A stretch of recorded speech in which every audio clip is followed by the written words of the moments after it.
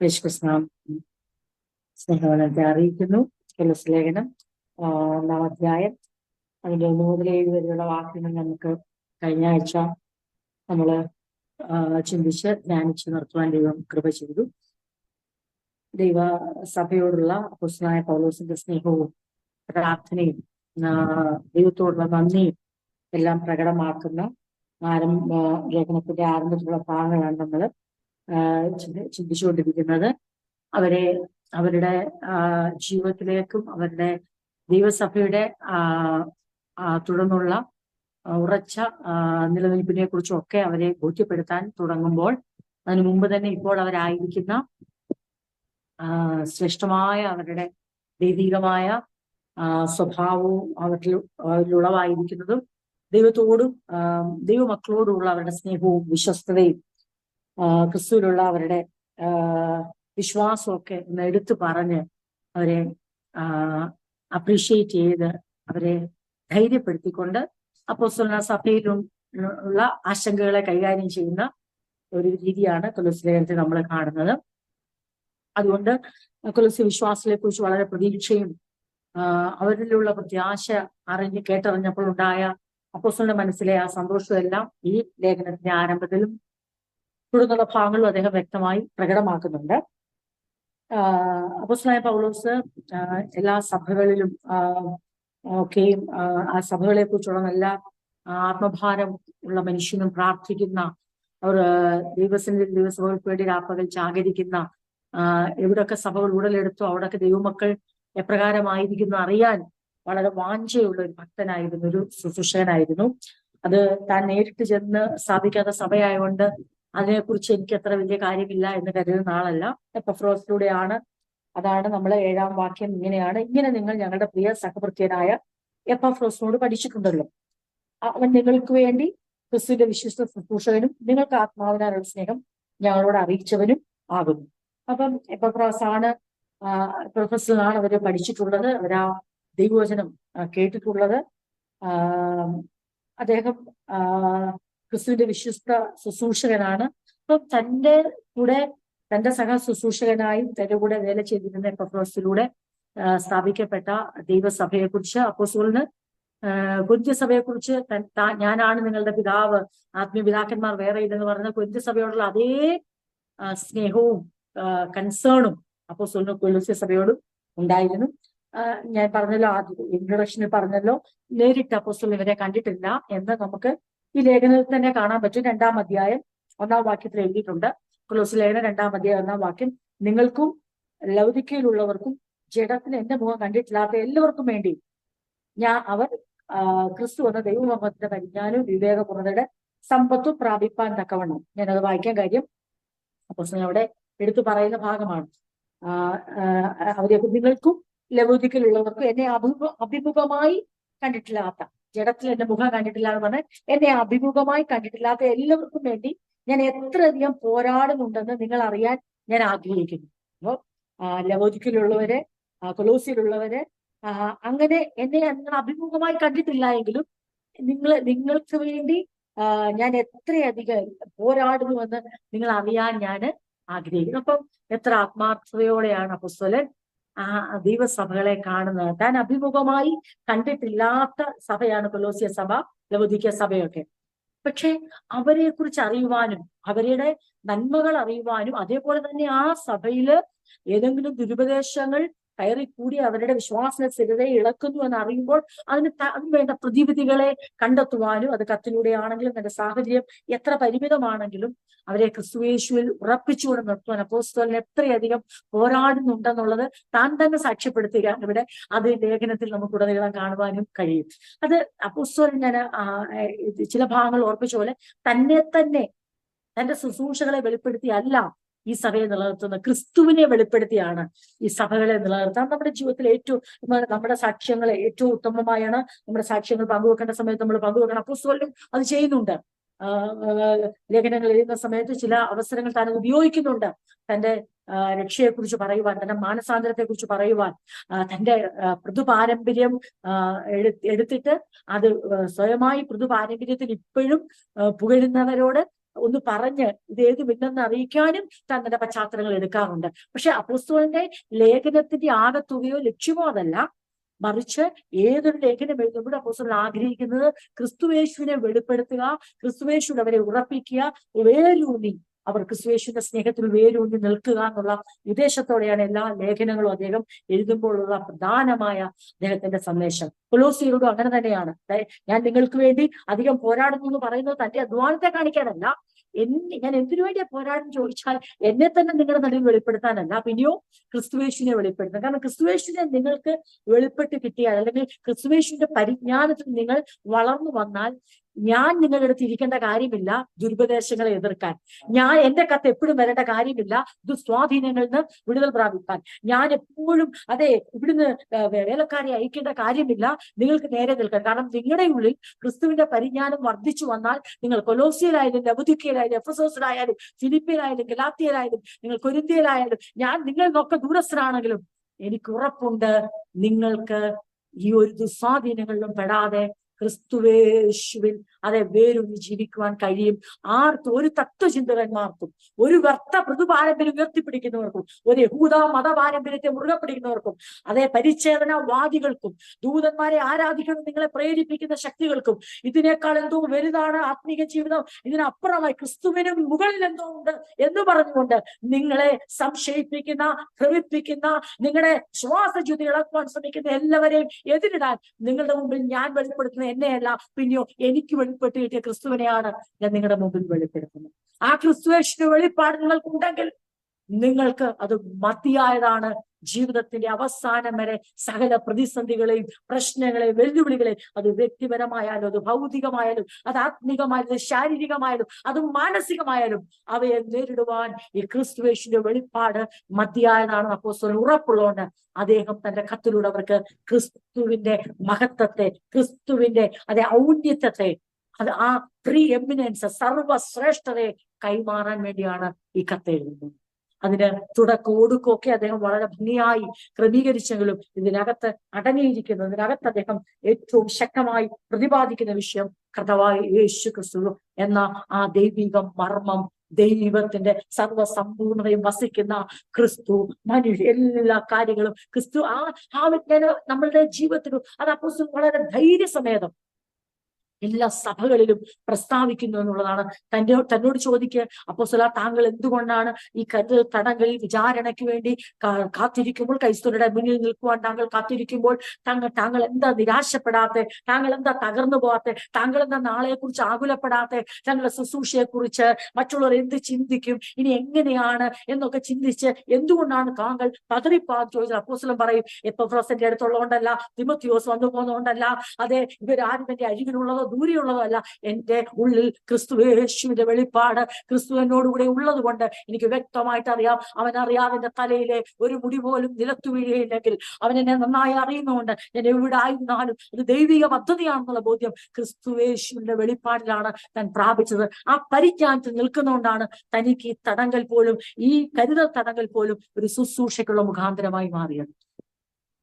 എന്റെ പ്രിയരെ, നമ്മുടെയും ക്രിസ്തീയ ജീവിതത്തില് കർത്താവിന് നമ്മളെ ഉപയോഗിക്കണമെങ്കിൽ സാഹചര്യങ്ങൾക്ക് അതീതമായും, പ്രശ്നങ്ങൾക്ക് അതീതമായും, മാനസികമായ ദൗർബല്യങ്ങൾക്ക് അതീതമായും നമ്മൾ കർത്താവിന് വേണ്ടി പ്രയോജനപ്പെടണമെങ്കിൽ നമ്മുടെ ഉള്ളിലും നിറഞ്ഞു കവിയേണ്ടത് നമ്മുടെ തന്നെ വിചാരങ്ങളല്ല, നമ്മുടെ തന്നെ ആവശ്യങ്ങളല്ല, മറ്റാരെയെങ്കിലും കുറിച്ചുള്ള വലിപ്പമല്ല, മനുഷ്യരുള്ള ആശ്രയമല്ല, മറിച്ച് ക്രിസ്തുവേശുവിനെ കുറിച്ചുള്ള ആ പരിജ്ഞാനം, ആ ദൈവത്തിൽ നിന്ന് ലഭിക്കുന്ന ആ വെളിപ്പാട്, അത് നമ്മുടെ ഉള്ളിൽ അങ്ങനെ വർദ്ധിച്ചു വരുമ്പോൾ ഈ ലോകത്ത് നാം ജയാളികളായിരിക്കും എന്നുള്ളതിന് യാതൊരു സംശയവുമില്ല. അത് നമുക്ക് ലഭിക്കുന്ന ഏറ്റവും വലിയ ധൈര്യം അതാണ്. അത് അപ്പോസ്തലൻ കൊലോസ്യ ലേഖനത്തിലൂടെ കൊലോസ്യ വിശ്വാസികൾക്ക് കൈമാറുകയാണ്. അത് ഏറ്റവും ശ്രേഷ്ഠമാണ് എന്നുള്ളത് പറയുന്നതിൽ അത് ഏറ്റവും അഭിമാനമുണ്ട്, സന്തോഷമുണ്ട്. ഇന്ന് കാലഘട്ടത്തിൽ ഏറ്റവും മറഞ്ഞുപോയിരിക്കുന്ന, മൂടിപ്പോയിരിക്കുന്നത് എന്തെന്ന് ചോദിച്ചാൽ ഭൗതികമായ വിഷയങ്ങളല്ല, വ്യക്തിപരമായ ആവശ്യങ്ങളല്ല, മറിച്ച് ഇന്നത്തെ ആത്മീയ തലമുറയ്ക്ക് മങ്ങൽ സംഭവിച്ചിരിക്കുന്ന ഏത് മേഖലയാണെന്ന് ചോദിച്ചാൽ ക്രിസ്തുവേശുവിനെ കുറിച്ചുള്ള ആഴമായ വെളിപ്പാടിലും ക്രിസ്തുവേശുവിനോട് ദൈവത്തോടുള്ള ഏകാഗ്രതയിലും അവന്റെ സ്നേഹത്തിൽ വേരുന്നതിലുമുള്ള ജീവിതത്തിൽ നിന്നാണ്, അതെ, ആ കാഴ്ചപ്പാടിൽ നിന്നാണ് ഇന്നത്തെ തലമുറ തികച്ചും മങ്ങലേറ്റിരിക്കുന്നത്. അവിടെയാണ് ഒരു മൂടാപ്പ് സംഭവിച്ചിരിക്കുന്നത്. ആ ആ ആ മങ്ങല് മാറണമെങ്കിൽ, അത് മാറിപ്പോയെങ്കിൽ മാത്രമേ നമുക്ക് ആരെ കാണാൻ പറ്റത്തുള്ളൂ അറിയാമോ? സാഹചര്യങ്ങൾക്കപ്പുറമായി ജയകരമായി ജീവിക്കുന്ന ദൈവമക്കളെ കാണണമെങ്കിൽ അവരുടെ ഉള്ളിൽ ആഴമായ ക്രിസ്തുയേശുവിന്റെ വെളിപ്പാട് ലഭിച്ചിരിക്കണം. ലേഖനങ്ങൾ മുഴുവനും അപ്പോസ്തലനോട് ചോദിച്ചാൽ പറയും, ഞാൻ ക്രിസ്തുയേശുവിനെയാണ് വെളിപ്പെടുത്തി കൊടുത്തിരിക്കുന്നത്. കാരണം എനിക്കറിയാം, ഞാൻ ക്രിസ്തുയേശുവിനെ അവർക്ക് വെളിപ്പെടുത്തി കൊടുത്താൽ അവരുടെ ജീവിതത്തിൽ അത് പ്രതിഫലിക്കുക തന്നെ ചെയ്യും. ഞാൻ എന്നെ കുറിച്ച് തന്നെ, എന്റെ ആവശ്യങ്ങളെ കുറിച്ച് തന്നെ, എന്റെ ആഗ്രഹങ്ങളെ കുറിച്ച് തന്നെ, എന്റെ ഭാവിയെ കുറിച്ച് തന്നെ ഞാൻ കേട്ടോണ്ടിരുന്നാൽ അത് എന്റെ ജീവിതത്തിൽ ഒരു ആത്മീക വളർച്ചയും വരുത്തത്തില്ല. അതെന്റെ ദേഹിക്ക് അല്പനേരത്തേക്ക് ആശ്വാസവും സുഖവും തരുമെന്നല്ലാതെ എന്റെ അകത്തെ മനുഷ്യനെ അതൊരിക്കലും പരിപോഷിപ്പിക്കത്തില്ല. ദിനം തോറും എന്റെ അകത്തെ മനുഷ്യൻ, അല്ലെങ്കിൽ എന്റെ വീണ്ടെടുക്കപ്പെട്ട ആത്മാവ് പട്ടിണി കിടന്ന് അതെ, ദാരിദ്ര്യം ഞെരുങ്ങി ഒടുവിൽ എന്ത് സംഭവിക്കും? അതെ, എന്റെ പുറത്തെ മനുഷ്യൻ ബലപ്പെടും. എന്റെ ദേഹിയുടെ സുഖം മാത്രമായിരിക്കും ഓരോ കൂട്ടായ്മയും ഞാൻ ലക്ഷ്യം വെക്കുന്നത്. അതുകൊണ്ട് എന്ത് സംഭവിച്ചു? ഇന്നത്തെ തലമുറയിൽ നാം കൂടി വരുമ്പോൾ നാം കണ്ടുവരുന്നത്, നമ്മുടെ ഇടയിലല്ല, മറ്റു പലയിടത്തും നമ്മൾ കണ്ടുവരുന്നത് ദേഹിക്ക് വേണ്ടിയുള്ള ശുശ്രൂഷയാണ് നടക്കുന്നത്, ആത്മാവിന് വേണ്ടിയുള്ള ശുശ്രൂഷയല്ല. തമ്മിൽ തിരിച്ചറിയുന്ന പോലുമില്ല.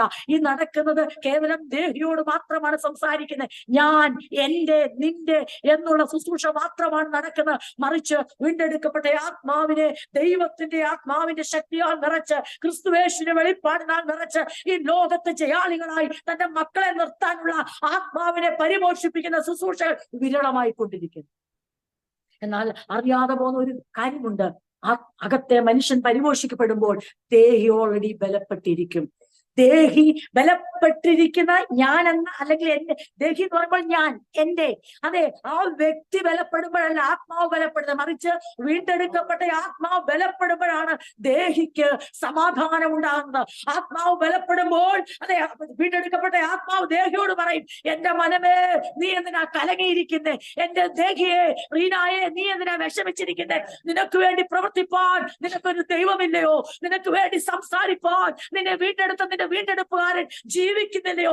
എന്റെ ദേഹിയല്ല ആത്മാവിനോട് സംസാരിക്കുന്ന, മറിച്ച് എന്റെ ആത്മാവിനെ പരിശുദ്ധാത്മാവിന്റെ നിയന്ത്രണത്തിൽ ഞാൻ വിട്ടുകൊടുക്കുമ്പോൾ എന്റെ ആത്മാവിന്റെ ദേഹിയെ ഡോമിനേറ്റ് ചെയ്യും, നിയന്ത്രണത്തിൽ കൊണ്ടുവന്നിട്ട് പറയും, അതെ, നീ നിന്റെ വിചാരങ്ങൾക്കും വികാരങ്ങൾക്കും നീ അടിമപ്പെടരുത്. നീ ദൈവാത്മാവിന് വിധേയപ്പെടാൻ എന്റെ അകത്തൊരു ശബ്ദം മുഴങ്ങണമെങ്കിൽ എന്റെ ആത്മാവിനെ പരിപോഷിപ്പിക്കുന്ന വചനത്താൽ മാത്രമേ എന്റെ ദേഹി, അതെ, അടങ്ങത്തുള്ളൂ. എന്റെ ദേഹി സ്വസ്ഥമാകത്തുള്ളൂ, അല്ലെങ്കിൽ ഞാൻ സ്വസ്ഥമാകത്തുള്ളൂ. എന്റെ പേഴ്സണാലിറ്റി, ഞാൻ എന്ന വ്യക്തിക്ക് ഈ ഭൂമിയിൽ സമാധാനം ഉണ്ടാകണമെങ്കിൽ, ഞാൻ എന്നെ അടക്കി നിർത്തേ, മനമേ നീ സ്വസ്ഥമായിരിക്കാൻ ഞാൻ സംസാരിച്ചു തുടങ്ങണമെങ്കിൽ എന്റെ ആത്മാവിന് അതിൻ്റെതായ, അതെ, സ്വാധീനം, അതിൻ്റെതായ പ്രാധാന്യം ഉണ്ടാകുമ്പോൾ മാത്രമേ അത് സംഭവിക്കൂ. എന്റെ പ്രിയരെ, പലപ്പോഴും നമുക്ക് തോന്നും, എനിക്കറിയാം, നമ്മളിൽ പലർക്കും തോന്നുന്നുണ്ടോ, ഉണ്ടെങ്കിൽ അവർക്കൊരു തിരുത്തലിനാകട്ടെ. നമുക്ക് തോന്നുന്നുണ്ടോ നമ്മുടെ വിഷയങ്ങളെ സംബന്ധിച്ചു ആസ്പദമാക്കിയും, അല്ലല്ലോ, അല്ലെ, ഞങ്ങൾ ദൈവവചനം പഠിക്കുന്നത് ഇതെല്ലാം ക്രിസ്തുവിനെ കുറിച്ചാണല്ലോ, ഈ ക്രിസ്തുവിന്റെ വെളിപ്പാടാണല്ലോ, കർത്താവിന്റെ വരവിനെ കുറിച്ചാണല്ലോ, സ്വർഗത്തിൽ സംഗ്രഹിച്ചിരിക്കുന്ന കാര്യങ്ങളെ കുറിച്ചുള്ള പ്രത്യാശയെ കുറിച്ചാണല്ലോ, ഇതെല്ലാം ദൈവകൃപയെ കുറിച്ചാണല്ലോ, ഇതെല്ലാം ജീവിത മാറ്റത്തെ കുറിച്ചാണല്ലോ.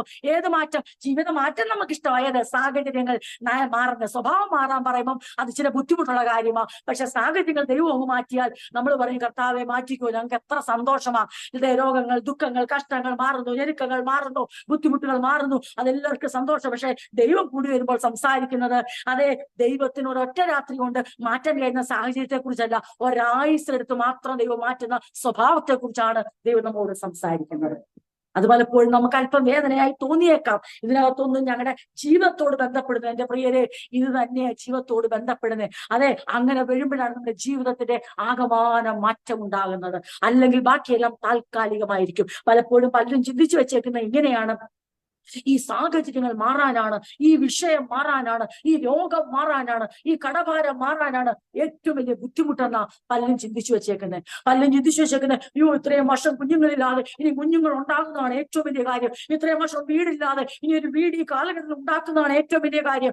ഇത്രയും വർഷം കുഞ്ഞുങ്ങൾ പഠിക്കാതെ ഇനി ഒന്ന് പഠിച്ചുയരുന്നതാണ് ഏറ്റവും വലിയ കാര്യം. ഞങ്ങളുടെ സാമ്പത്തികമായ സ്ഥിതിയും ഞങ്ങളുടെ ജീവിത സാഹചര്യങ്ങളൊക്കെ മാറുന്നതാണ് ഏറ്റവും വലിയ കാര്യമെന്ന് പലരും ചിന്തിച്ചു വെക്കുമ്പോൾ, ദൈവമക്കളായ നാം ഓർത്ത് കാലത്തോളം അതും മാറ്റാൻ ദൈവത്തിന്റെ ഒരു വാക്കുകൊണ്ട്, ഒരു ശബ്ദം കൊണ്ട്, ഒരു ഇടപെടൽ കൊണ്ട് കർത്താവിന് ഈ കാര്യങ്ങൾ മാറ്റുവാൻ കഴിയും. പക്ഷെ കർത്താവിന്റെ പദ്ധതി എന്തെന്ന് ചോദിച്ചാൽ, തന്റെ വചനത്താലും രക്തത്താലും താൻ സമ്പാദിച്ച തന്റെ സഭയെ ദിനംതോറും തന്റെ സ്വഭാവത്തിന് അനുസരിച്ച് പുതുക്കിക്കൊണ്ടുവരിക എന്നുള്ള ഒരു മഹത്തായ പദ്ധതിയിലേക്കാണ് ദൈവം വിരൽ ചൂണ്ടുന്നത്.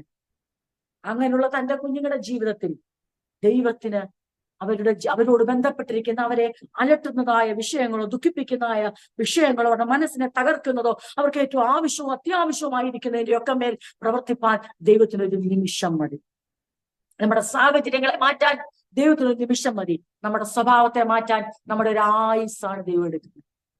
ഈ ഭൂമിയിൽ നാം ശരീരം, അതെ, ആത്മാവ് വേർപെടുന്ന ദിവസം വരെ, അല്ലെങ്കിൽ കർത്താവിന്റെ വരവ് സംഭവിക്കുന്നത് വരെ ഈ രൂപാന്തര പ്രക്രിയ, ഈ ട്രാൻസ്ഫോർമേഷൻ പ്രോസസ്സ് നമ്മൾ നടന്നുകൊണ്ടേയിരിക്കും, അതിന് നടത്തിക്കൊണ്ടേയിരിക്കും. പരിശുദ്ധാത്മാവിന് മുൻകൈ എടുത്തിരിക്കും. അതെ, അതിനുവേണ്ടി ദൈവം നമ്മളോട് സംസാരിച്ചുകൊണ്ടിരിക്കും. കാരണം എന്നും ചോദിച്ചാൽ, ഈ രൂപാന്തരത്വമാണ് നമ്മുടെ വെളിപ്പെടാൻ പോകുന്ന വ്യക്തിത്വം. ഈ രൂപാന്തരത്വമാണ് നമ്മൾ വാങ്ങുവാൻ പോകുന്ന പ്രതിഫലത്തിന്റെ അടിസ്ഥാനം. ഈ രൂപാന്തരത്തിന്റെ അടിസ്ഥാനത്തിലാണ് നമ്മുടെ തേജസ്കരണം പോലും ബന്ധപ്പെട്ടിരിക്കുന്നത്. നമ്മുടെ ദേഹിയുടെ രൂപാന്തരം ആണ്. ഈ ദേഹിക്ക് കിട്ടുന്ന ഒരല്പ സുഖമല്ല തേജസ്കരണത്തിന്റെ അടിസ്ഥാനം. ഈ ദേഹിക്കുണ്ടാകുന്ന മനസ്സാന്തര പ്രക്രിയ, രൂപാന്തര പ്രക്രിയയാണ് നമ്മുടെ ഗ്ലോറിഫിക്കേഷനെ, തേജസ്കരണത്തെ അത് അടിസ്ഥാനപ്പെടുത്തിയിരിക്കുന്നത്. അതുകൊണ്ട് നീതീകരിക്കപ്പെട്ട, അല്ലെങ്കിൽ ദൈവസന്നിധിയില് കുറ്റം വിമുക്തരായ, ജസ്റ്റിഫൈഡ് ആയ പ്രിയപ്പെട്ടവർ ഇപ്പോൾ കടന്നു പോകുന്ന പ്രക്രിയ എന്ന് ചോദിച്ചാൽ വിശുദ്ധീകരണമാണ്, സാങ്ക്ടിഫിക്കേഷൻ. ആ വിശുദ്ധീകരണ പ്രക്രിയ കേൾപ്പിക്കുന്നവർക്ക് മാത്രമേ മൂന്നാമത്തേതും ഒടുവിലത്തേതുമായ ആ ഘട്ടം വെളിപ്പെടത്തുള്ളൂ. ഗ്ലോറിഫിക്കേഷൻ അല്ലെങ്കിൽ തേജസ്കരണം എന്ന രൂപാന്തരത്തിന്റെ ഒടുവിലിതാ അതിന്റെ ഏറ്റവും അവസാനം എന്ന നിലയിൽ സംഭവിക്കുന്ന മാറ്റമായ ആ തേജസ്കരണം നടക്കണമെങ്കിൽ വിശുദ്ധീകരണത്തിന് ഏൽപ്പിച്ചു കൊടുക്കാത്ത ആർക്കും തേജസ്കരണത്തെ പ്രതീക്ഷിക്കാൻ കഴിയത്തില്ല. ഗലാത്യ ലേഖനത്തിൽ ഒക്കെ പറയുന്ന പോലെ വാട്ട് വി ഹാർവെസ്റ്റ്, അല്ലെങ്കിൽ നമ്മൾ എന്ത് നടുന്നോ അത് നമ്മൾ കൊയ്യും. ദൈവത്തെ ആർക്കും പരിഹസിക്കാൻ പറ്റത്തില്ല. നമ്മൾ എന്താണോ വിതയ്ക്കുന്നത് അതേ കൊയ്യാൻ പറ്റത്തുള്ളൂ. അല്ലാതെ ദൈവസന്നിധിയിൽ ഏൽപ്പിച്ചു കൊടുക്കാത്ത ഒരു വ്യക്തിക്കും, ദൈവത്തിന്റെ ഹിതത്തിന് തങ്ങളുടെ അവയവങ്ങളെ വിട്ടുകൊടുക്കാത്ത ഒരു വ്യക്തിക്കും അതെ അപ്രതീക്ഷിതമായ ഒരു കൊയ്ത്തുണ്ടാകുമെന്ന് ആരും പ്രതീക്ഷിക്കണ്ട. അതുകൊണ്ട് നാം എന്തിനും ഏത് വിധക്ക് ഏൽപ്പിച്ചു കൊടുക്കുന്നോ അതനുസരിച്ചിരിക്കും നാം കൊയ്യാൻ പോകുന്നത്. അതുകൊണ്ട് എല്ലാ വിഷയങ്ങളും ദൈവത്തിന് പ്രാധാന്യമുള്ളതാണ്, ഒരു സംശയവുമില്ല. നമ്മുടെ ചെറുതും വലുതുമായ എല്ലാ വിഷയങ്ങൾക്കും ദൈവത്തിന് വ്യക്തമായ പ്രാധാന്യമുണ്ട്. അതിനുമേൽ പ്രവർത്തിപ്പാൻ ദൈവശക്തനാണ്. നമ്മളോട് ആരും പറയേണ്ട കാര്യമില്ല. നമ്മൾ വ്യക്തമായി ജീവിതത്തിൽ അത് അനുഭവിച്ച് അറിയുന്നവരാണ്. എന്നാൽ ഫസ്റ്റ് തിങ്സ് ഫസ്റ്റ് എന്നുള്ള ആ ഒരു മുൻഗണന ഒരിക്കലും മറക്കരുത്. ആദ്യ സ്ഥാനം കൊടുക്കേണ്ടതിന്, മുൻഗണന കൊടുത്തിരിക്കണം. ഇല്ല എങ്കിൽ ജീവിതം താറുമാറാകും. എത്ര തുഴഞ്ഞാലും തുടങ്ങിയിടത്ത് തന്നെ നിൽക്കും. എത്ര അധ്വാനിച്ചാലും അതെ തുടങ്ങിയിടത്ത് തന്നെ നിൽക്കും. എങ്ങോട്ടും ഒരു തരത്തിലും മുന്നോട്ട് പോകാൻ പറ്റത്തില്ല. അതുകൊണ്ട് നമുക്കൊരു കാര്യം ചെയ്യണം. കർത്താവ് എന്തിന് മുൻഗണന കൊടുക്കാൻ പറഞ്ഞു അതിന് നമുക്ക് മുൻഗണന കൊടുക്കാം. അങ്ങനെ ചെയ്യുമ്പോൾ മുന്നമേ എന്റെ രാജ്യവും എന്റെ നീതിയും നിങ്ങൾ അന്വേഷിക്കുമ്പോൾ അതോടുകൂടെ നിങ്ങൾക്ക് ആവശ്യമായത് ഈ ഭൂമിയിൽ ഞാനാണ് നിങ്ങളെ സൃഷ്ടിച്ചതെങ്കിൽ, ഞാനാണ് ഈ പുല്ലുകൾക്ക് നല്ല നിറം കൊടുത്തതെങ്കിൽ, ആ പുൽപ്പുറത്തെ പൂക്കൾക്ക് അതിനേക്കാളും എടുപ്പും ഭംഗിയുമുള്ള നിറം കൊടുത്തതെങ്കിൽ, അതിന്റെ ആയുസ് ക്ഷണികമെന്ന് അറിഞ്ഞിട്ടും അതിനോടുള്ള ദൈവത്തിന്റെ നീതി അല്പ ആയുസുള്ള കാര്യങ്ങൾക്ക് പോലും അധിക ഭംഗി കൊടുത്തെങ്കിൽ, അല്പവിശ്വാസികളെ നിങ്ങളെ എത്രയധികം എന്ന് ചോദിച്ച കർത്താവിന്റെ വാക്കുകൾ ഈ തരണത്തിൽ ഓർക്കുന്നത് വളരെ ശ്രേഷ്ഠകരമാണ്. അല്പായുസുള്ളതിന് അധികം ഭംഗി കൊടുത്തെങ്കിൽ നമുക്ക് വേണ്ടി വീണ്ടെടുക്കപ്പെട്ട തന്റെ മക്കൾക്ക് വേണ്ടി നമ്മളെയും വേണ്ട പോലെ ചമയിക്കുവാൻ, വേണ്ട പോലെ അണിയിക്കുവാൻ, മനോഹരമായി നടത്തുവാൻ അവന്റെ കരങ്ങൾ മതിയായതാണ്. അല്ലാതെ അവന്റെ കരങ്ങൾ കുറുകിപ്പോയിട്ടുണ്ട്. പക്ഷെ കർത്താവ് വ്യക്തമായ ശിഷ്യന്മാരെ ഒരു കാര്യം പഠിപ്പിച്ചു: നിങ്ങൾ മുൻഗണന കൊടുക്കേണ്ടതിന് മുൻഗണന കൊടുക്കണം. അതുകൊണ്ട് കൊലോസ്യ ലേഖനം നമ്മൾ പഠിക്കുമ്പോൾ നമുക്ക് നമ്മുടെ സ്വർഗത്തിൽ സംഗ്രഹിച്ചിരിക്കുന്ന പ്രത്യാശയെക്കുറിച്ച് നമുക്ക് ഉറപ്പുണ്ടാകട്ടെ. ദൈവകൃപ നമ്മൾ അനുഭവിച്ചതിനെ കുറിച്ച് നമുക്ക് ഉറപ്പുണ്ടാകട്ടെ. അങ്ങനെ നമ്മൾ ചിന്തിച്ചു വന്നിട്ട് അങ്ങനെ അപ്പോസ്തലൻ പറയുകയാണ് 6-ാം വാക്യം വരുമ്പോൾ, ആ സുവിശേഷം സർവ്വലോകത്തിൽ എന്നപോലെ നിങ്ങളുടെ അടുക്കലും എത്തി. നിങ്ങൾ ദൈവകൃപ യഥാർത്ഥമായി കേട്ടറിഞ്ഞ നാൾ മുതൽ നിങ്ങളുടെ ഇടയിൽ എന്ന പോലെ സർവ്വലോകത്തിലും ഫലം കായ്ച്ചും വർദ്ധിച്ചും വരുന്നു. ഇങ്ങനെ നിങ്ങൾ ഞങ്ങളുടെ പ്രിയ സഹഭൃത്യനായ എപ്പഫ്രോസിനോട് പഠിച്ചിട്ടുണ്ടല്ലോ. അവൻ നിങ്ങൾക്ക് വേണ്ടി ക്രിസ്തുവിന്റെ വിശ്വസ്ത ശുശ്രൂഷകനും നിങ്ങൾക്ക് ആത്മാവിനാലുള്ള സ്നേഹം ഞങ്ങളോട് അറിയിച്ചവനുമാകുന്നു. അതായത് ഇങ്ങനെയാണ് അവിടെ എഴുതിയിരിക്കുന്നത്, പരിശുദ്ധാത്മാവിനാൽ നിങ്ങൾക്ക് മറ്റുള്ളവരോടുള്ള സ്നേഹത്തെ കുറിച്ച് അദ്ദേഹം ഞങ്ങളെ അറിയിച്ചിട്ടുണ്ട്. തുടക്കത്തിൽ തന്നെ അത് പറയുന്നുണ്ട്. നമ്മൾ ആദ്യം വായിക്കുമ്പോൾ തന്നെ 3-ാം വാക്യത്തിൽ എന്തുണ്ട്? ക്രിസ്തുവിൽ, 4-ാം വാക്യം, ക്രിസ്തുവിൽ നിങ്ങളുടെ, യേശുവിൽ നിങ്ങളുടെ വിശ്വാസത്തെയും സകല വിശുദ്ധന്മാരോടും നിങ്ങൾക്കുള്ള സ്നേഹത്തെയും കുറിച്ച് കേട്ടിട്ട്. അതെന്താ ഇങ്ങനെ എടുത്തു പറയുമ്പോൾ നമ്മൾ ഓർത്തണം, ഇന്നത്തെ കാലഘട്ടത്തിൽ നമ്മൾ അതാണോ കേൾക്കുന്നത്? ഇന്ന് നമ്മൾ എപ്പോൾ കാത് കൂർപ്പിച്ചാലും കേൾക്കുന്നത് എന്തുവാ? സ്നേഹം ഇല്ല എന്നുള്ളതാണ് നമ്മൾ കേൾക്കുന്നത്. ഒരു തരത്തിലും തമ്മിൽ ചേർന്ന് പോകുന്നില്ല, ഒരു തരത്തിലും സ്നേഹിക്കാൻ പറ്റുന്നില്ല, ഒരു തരത്തിലും അഡ്ജസ്റ്റ് ചെയ്യാൻ പറ്റുന്നില്ല, ഒരു തരത്തിലും ക്ഷമിക്കാൻ പറ്റുന്നില്ലെന്നല്ലേ നമ്മൾ എപ്പോഴൊന്ന് കാത് കൊടുത്താലും കേൾക്കാൻ പോകുന്നത്. നമ്മൾ തന്നെ ചിന്തിച്ച് എത്ര പ്രാവശ്യം കേട്ടിട്ടുണ്ട് നമ്മളിത്. അപ്പൊ അപ്പോസ്തലൻ എന്തിനാ ഇത്രയും പ്രാധാന്യം കൊടുത്തത്? കാരണം അപ്പോസ്തലനറിയാം ഈ കേൾവി ഒരു വലിയ സന്തോഷ വാർത്തയാ. അവർ കേട്ടത് ഒരു സന്തോഷ വാർത്ത. അതെന്തുവാ? കർത്താവായ യേശുക്രിസ്തുവിന്റെ സുവിശേഷം. ഇപ്പോൾ അവർ പുറപ്പെടുവിക്കുന്ന അതിനേക്കാൾ വലിയ ഗുഡ് ന്യൂസാ. എന്താണ് ആ ഗുഡ് ന്യൂസ്? അവർ എന്ത് വാർത്ത കേട്ടോ ആ സത്യ സുവിശേഷം യഥാർത്ഥമായി കേട്ടറിഞ്ഞപ്പോൾ അവർ തിരിച്ചെന്താ കൊടുക്കുന്നറിയാമോ? ആ കേട്ടറിഞ്ഞിലുള്ള അവരുടെ വിശ്വാസവും അവൻ ജനിപ്പിച്ച തന്റെ മക്കളോടുള്ള അവരുടെ സ്നേഹവും. അപ്പോസ്തലൻ പറയുകയാണ്, എപ്പഫ്രോസ് നിങ്ങളോട് ഗുഡ് ന്യൂസ് അറിയിച്ചു, ഇപ്പൊ എപ്പഫ്രോസ് നിങ്ങളെ കുറിച്ച് എന്നോട് ഗുഡ് ന്യൂസ് അറിയിക്കുക. എന്റെ പ്രിയരെ, ആ ഒരു തലത്തിൽ നിൽക്കാൻ നമുക്കും കഴിയണ്ടേ? നമ്മൾ കേട്ട ഗുഡ് ന്യൂസ് കർത്താവായ യേശുക്രിസ്തുവിന്റെ സുവിശേഷമാണെങ്കിൽ നമ്മളെ കുറിച്ച് അറിയിക്കുമ്പോഴും അതേ ഗുഡ് ന്യൂസ് അറിയണ്ടേ? ക്രിസ്തു യേശുവിനുള്ള നമ്മുടെ വിശ്വാസവും വിശുദ്ധന്മാരോടുള്ള ദൈവസഭയുടെ പരസ്പരമുള്ള സ്നേഹവും. അപ്പോസ്തലൻ പറയാണ്, ആ വാർത്തയുണ്ടല്ലോ, എനിക്ക് നിങ്ങൾക്ക് വേണ്ടി പ്രാർത്ഥിപ്പാനുള്ള വലിയ പ്രേരക ശക്തിയാണ്. എന്നിട്ട് അവിടെ പറയുന്നത്, എന്നിട്ട് അതിന്റെ 8-ാം വാക്യത്തിൽ പറയുന്നു, നിങ്ങൾക്ക് ആത്മാവിനാലുള്ള സ്നേഹം ഞങ്ങളോട് അറിയിച്ചവനുമാകുന്നു. അതെന്താ അങ്ങനെ പറഞ്ഞ? അതിന്റെ യഥാർത്ഥ പരിഭാഷ ഇങ്ങനെയാണ്, ആത്മാവിനാലുള്ള സ്നേഹം എന്ന് പറഞ്ഞാൽ പരിശുദ്ധാത്മാവിനാൽ നിങ്ങൾക്ക് മറ്റുള്ളവരോടുള്ള സ്നേഹത്തെ കുറിച്ച് അദ്ദേഹം ഞങ്ങളെ അറിയിച്ചിട്ടുമുണ്ട്.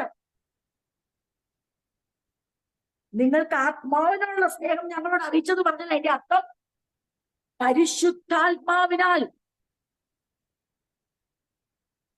നിങ്ങൾക്ക് ഉള്ള ആ സ്നേഹം നിങ്ങൾക്ക് മറ്റുള്ളവരോടുള്ള.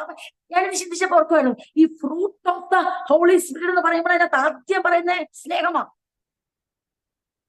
അപ്പൊ അവിടെ എന്താണ് അവിടെ സംഭവിക്കുന്നത്?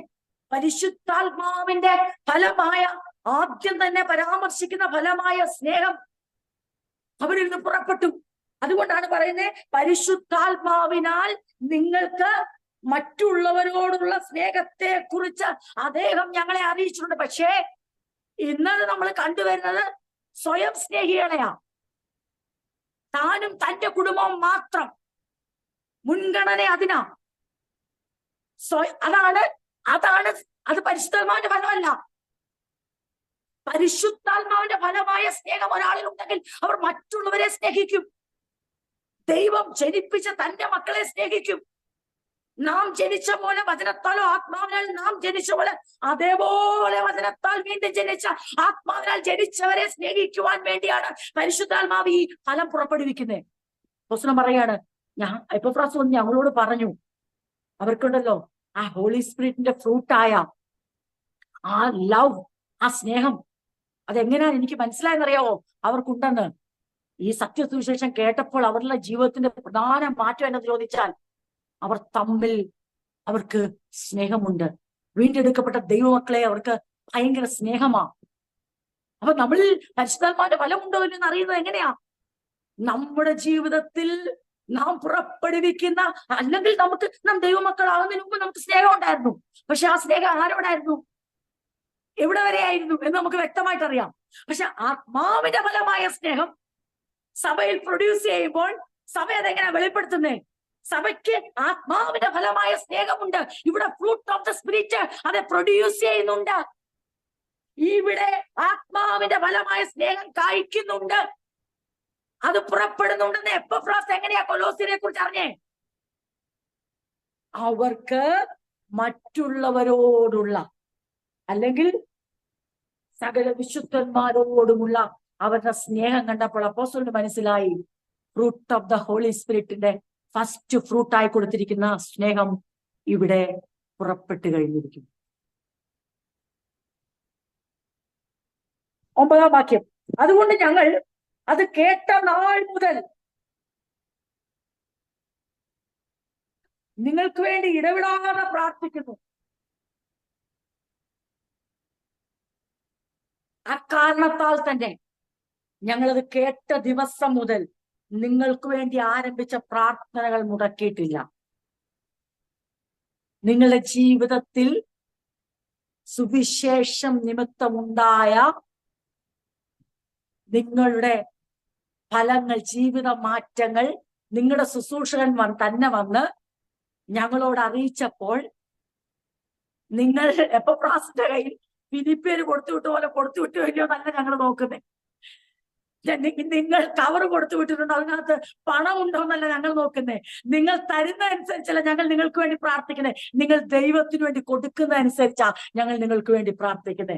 നിങ്ങൾ പൗലോസിന് അയക്കുന്ന അനുസരിച്ചല്ല പൗലോസ് നിങ്ങൾക്ക് വേണ്ടി പോരാടുന്നേ. പിന്നെയോ നിങ്ങൾ ക്രിസ്തുവേശ്വരുടെ വിശ്വാസത്തിലും വിശുദ്ധന്മാരോടുള്ള സ്നേഹത്തിലും, അതായത് പരിശുദ്ധാത്മാവിന്റെ ഫലമായ സ്നേഹത്തിൽ നിന്ന് പുറപ്പെടുന്ന ആ ദൈവിക സ്നേഹം നിങ്ങൾ പുറപ്പെടുവിക്കുമ്പോൾ ഞങ്ങൾക്കത് മതി. നിങ്ങൾക്ക് വേണ്ടി പിന്നെ പ്രാർത്ഥന മുടക്കാൻ ഞങ്ങൾക്ക് കഴിയത്തില്ല. അക്കാരണത്താൽ തന്നെ ഞങ്ങളത് കേട്ട ദിവസം മുതൽ നിങ്ങൾക്ക് വേണ്ടി ആരംഭിച്ച പ്രാർത്ഥനകൾ മുടക്കിയിട്ടില്ല.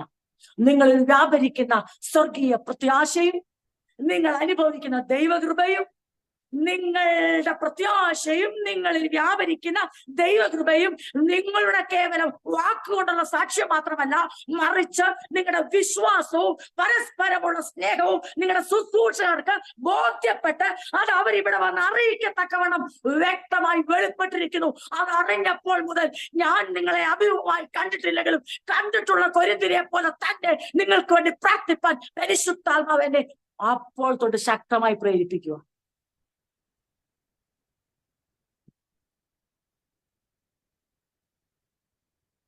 നിങ്ങൾ പൂർണ്ണ പ്രസാദത്തിനായി കർത്താവിന് യോഗ്യമാകുവണ്ണം നടന്ന് ആത്മീകമായ സകല ജ്ഞാനത്തിലും വിവേകത്തിലും അവന്റെ ഇഷ്ടത്തിന്റെ പരിജ്ഞാനം കൊണ്ട് നിറഞ്ഞു വരണമെന്നും സകല സൽപ്രവൃത്തിയിലും ഫലം കായ്ച്ച് ദൈവത്തെ കുറിച്ചുള്ള പരിജ്ഞാനത്തിൽ വളരണമെന്നും സകല സഹിഷ്ണുതയ്ക്കും ദീർഘക്ഷമയ്ക്കുമായി അവന്റെ മഹത്വത്തിന്റെ വല്ലഭത്വത്തിനൊത്തവണ്ണം പൂർണ്ണ ശക്തിയോടെ ബലപ്പെടണമെന്നും.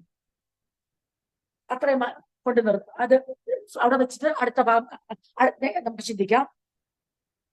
നിങ്ങൾ എല്ലാ വിവേകത്തോടും ആത്മിക ജ്ഞാനത്തോടും കൂടി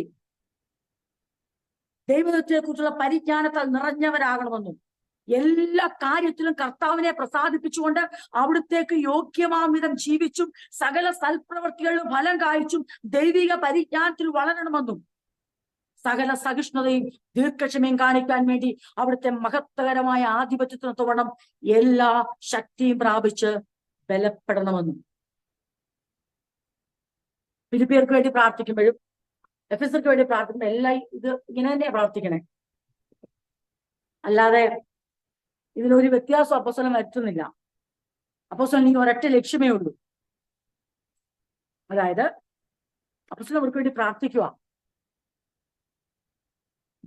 complete knowledge of God's will.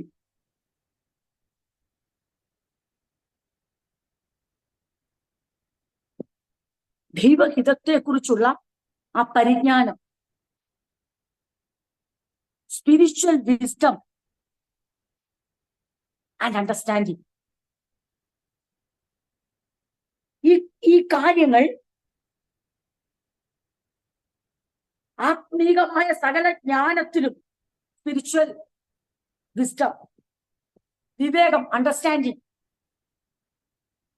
അവന്റെ ഇഷ്ടത്തിന്റെ പരിജ്ഞാനം, complete knowledge of God's will, ഇതിൽ നിങ്ങൾ നിറഞ്ഞു വരണം. എന്തിനു വേണ്ടിയാ? അപ്പോസ്തലൻ പറയാണ്, കൊലോസിലുള്ളവർക്ക് ക്രിസ്തുവിലുള്ള വിശ്വാസവുമുണ്ട്, പരിശുദ്ധാത്മാവിന്റെ ഫലമായ സ്നേഹം അവരിൽ നിറഞ്ഞു കവിഞ്ഞവർ പരസ്പരം ആഴമായി സ്നേഹിക്കുന്നുമുണ്ട്. പക്ഷെ എനിക്കത് തീർച്ചയായും അപ്പോസ്തലൻ പറയാണ്, അതിന്റെ ജീവിതത്തിൽ നിങ്ങൾക്ക് വേണ്ടി പ്രാർത്ഥിപ്പാനുള്ള വലിയ ഒരു പ്രേരണയാണത്. ഞാൻ നിങ്ങൾ കേട്ട ദിവസം മുതൽ നിങ്ങൾക്ക് വേണ്ടി ആരംഭിച്ച പ്രാർത്ഥനകൾ മുടക്കിയിട്ടില്ല. എന്നാൽ വീണ്ടും ഞാൻ നിങ്ങൾക്ക് വേണ്ടി പ്രാർത്ഥിക്കുന്നു. എന്താ ഞാൻ നിങ്ങൾക്ക് വേണ്ടി പ്രാർത്ഥിക്കുന്നത് ഇവരെ അറിയിക്കുക. അപ്പോസ്തലൻ മുടങ്ങാതെ കൊലോസ്യർക്ക് വേണ്ടി പ്രാർത്ഥിക്കുക. എന്താണ് അപ്പോസ്തലന്റെ പ്രാർത്ഥന? എന്താണ് ശുശ്രൂഷകർ സഭാവിശ്വാസികൾക്ക് വേണ്ടി പ്രാർത്ഥിക്കട്ടെ? ഈ കൊലോസ്യർക്കൊന്നും ഒരു പ്രശ്നവും ഇല്ലായിരുന്നു. ഇവർക്കാർക്കും ദുഃഖങ്ങൾക്കൊരു കാരണമില്ല. അവരെല്ലാം സമൃദ്ധിയുടെ അത്യുച്ചകോടിയിൽ നിന്നവരാണ്. കുടുംബ പ്രശ്നങ്ങളില്ല, ഒന്നിനും കുറവില്ലാത്തവരാണ് എന്നത് വായിക്കുമ്പോൾ നമ്മൾ തെറ്റിദ്ധരിക്കാറില്ല. ഒരു സഭയുടെ ആത്മീക വളർച്ചയ്ക്ക് വേണ്ടി, വ്യക്തികളുടെ വളർച്ചയ്ക്ക് വേണ്ടി പ്രാർത്ഥിക്കുമ്പോൾ ആ സഭയിൽ പ്രശ്നങ്ങളില്ലെന്നോ പ്രതിസന്ധികളില്ലെന്നോ വെല്ലുവിളികളോ ഇല്ലെന്നല്ല. പക്ഷെ ഞാൻ മുമ്പേ പറഞ്ഞ പോലെ നാം മുൻഗണന എന്തിനു കൊടുക്കുന്നു അതനുസരിച്ചായിരിക്കും ആ സഭയിലെ കുടുംബ പ്രശ്നങ്ങൾ പരിഹരിക്കപ്പെടുന്നത്. അതനുസരിച്ചായിരിക്കും ആ സഭയിലുള്ള സാമ്പത്തിക വിഷയങ്ങൾ പരിഹരിക്കപ്പെടുന്നത്. അതനുസരിച്ചായിരിക്കും ആ സഭയിൽ രോഗസൗഖ്യങ്ങളും അത്ഭുതങ്ങളും നടക്കുന്നത്. ഒരു ദൈവസഭ, ക്രിസ്തുവിന്റെ മണവാട്ടിയായ ശരീരമാകുന്ന സഭ എന്തിനു പ്രാധാന്യം കൊടുക്കുന്നു എന്നനുസരിച്ചിരിക്കും ആ സഭയുടെ ഭാവി നിശ്ചയിക്കപ്പെടുന്നത്. അപ്പോസ്തലനായ പൗലോസ് കൊലോസ്യർക്ക് വേണ്ടി പ്രാർത്ഥിക്കുമ്പോൾ അതിന്റെ അർത്ഥം ഒരു മുട്ടുമില്ലാത്തവർ, ഒരു പ്രശ്നവുമില്ലാത്തവർ, ഭൗതികമായതോ ശാരീരികമായോ മാനസികമായോ പുറത്തുനിന്നുള്ള വെല്ലുവിളികളോ ഒന്നും നേരിടാത്ത എല്ലാം കൊണ്ടും തികഞ്ഞ കുറെ ആൾക്കാർക്ക് വേണ്ടി ഇനി ആകെ പ്രാർത്ഥിക്കാനുള്ളത്, അവർക്ക് പ്രാർത്ഥിക്കാനുള്ളത് ദൈവത്തിന്റെ ഹിതത്തെക്കുറിച്ചുള്ള പരിജ്ഞാനവും ആത്മീകമായ പരിജ്ഞാനവും വേഗം മാത്രം മതി എന്നതിന് അർത്ഥമില്ല. ഇവിടെ ഉദ്ദേശിക്കുന്ന ഇതാണ്. ഇവിടെ ഉദ്ദേശിക്കുന്ന ഫസ്റ്റ് തിങ്സ് ഫസ്റ്റ്, ഫൗണ്ടേഷൻ എന്താ പറഞ്ഞേ, സ്ട്രോങ് ആക്കുക, അടിസ്ഥാനങ്ങളെ ഉറപ്പിക്കുക, ഹൃദയങ്ങളിലേക്ക് ദൈവത്തിന്റെ കൃപ വ്യാപരിക്കുക, ക്രിസ്തുയേശുവിന് വെളിപ്പാട് കൊടുക്കുക. അത് കഴിഞ്ഞിട്ടാണ് ബാക്കിയുള്ള എല്ലാ കാര്യങ്ങളും. കാരണം ദേഹിയെ ബലപ്പെടുത്തിക്കൊണ്ട് ആത്മാവിനെ ബലപ്പെടുത്താൻ പറ്റത്തില്ല. ആത്മാവിനെ ബലപ്പെടുത്തിക്കൊണ്ട് ദേഹിയെ ബലപ്പെടുത്താം. ദേഹി ബലപ്പെട്ടാൽ ശരീരത്തിന് വലിയ മാറ്റമാണ്. ആത്മാവ് ബലപ്പെട്ടാൽ ദേഹി സ്വസ്ഥമാകും. ദേഹി സ്വസ്ഥമായാൽ ശരീരത്തിന് വലിയ മാറ്റങ്ങളാ, ജീവിതത്തിന് തന്നെ മാറ്റങ്ങളാ, കുടുംബത്തിന് തന്നെ മാറ്റങ്ങളാ, കാര്യങ്ങളെ നോക്കിക്കാണുന്നതിന് തന്നെ മാറ്റങ്ങളാ, സംസാര രീതിക്ക് തന്നെ മാറ്റം വരും, വീക്ഷണത്തിന് തന്നെ മാറ്റം വരും, സ്വഭാവം ആകപ്പാടെ രൂപാന്തരപ്പെടും. തിരിച്ചു ചെയ്യാൻ പോയാൽ ശരീരത്തെ തൊട്ട് ദേഹിയെ തൊട്ട് അത് ആത്മാവിന് ബലപ്പെടുമെന്ന് പറഞ്ഞുള്ള ശുശ്രൂഷകൾ ഇന്ന് വർദ്ധിച്ചു വരുമ്പോൾ നാം തിരിച്ചാണ് ദൈവം നമ്മളെ പരമേൽപ്പിച്ചിരിക്കുന്നത്. ആത്മാവിനെ തൊട്ട് അത് ദേഹിയെ സ്പർശിച്ച് ദേഹി ശരീരത്തിന് ബലം കൊടുത്ത് അത് തിരിച്ചാണ്. അതായത് ഫസ്റ്റ് തിങ്സ് ഫസ്റ്റ്. റിവേഴ്സ് ആയി പോയാൽ അത് എങ്ങും എത്തത്തില്ല. ഒരിക്കലും എന്താ പറയണ്ടേ, ദൈവരാജ്യത്തിന്റെ അനുഭവം എന്തെന്ന് ഒരിക്കലും അനുഭവിക്കാതെ പേര് കൊണ്ട് ക്രിസ്ത്യാനികളും വിശ്വാസികളുമായി ജീവിക്കും. പക്ഷെ ജീവിതം കൊണ്ട് ഒരു എസൻസും ഇല്ലാത്ത, ഒരു ഗുണവുമില്ലാത്ത, ശരീരത്തെ പോഷിപ്പിക്കാൻ ശ്രമിച്ച് ദേഹിയെ പോഷിപ്പിക്കാൻ ശ്രമിച്ച് ആത്മാവ് ശോഷിച്ചു വരുന്ന ലൗകികരായ മനുഷ്യർ ജീവിക്കുന്ന പോലെ, ലൗകികരായ മനുഷ്യർ പ്രശ്നങ്ങളെ കാണുന്ന പോലെ, ലൗകികരായ പ്രശ്നങ്ങളെ വീക്ഷിക്കുന്ന പോലെ മാത്രം അധപ്പതിക്കാനുള്ള കാര്യം റിവേഴ്സായി അതെ നീയോ ശുശ്രൂഷിക്കുന്നതുകൊണ്ടാ, റിവേഴ്സായി ചെയ്യുന്നതുകൊണ്ടാ, ഫസ്റ്റ് തിങ്സ് ഫസ്റ്റ് അല്ലാത്തതുകൊണ്ടാ.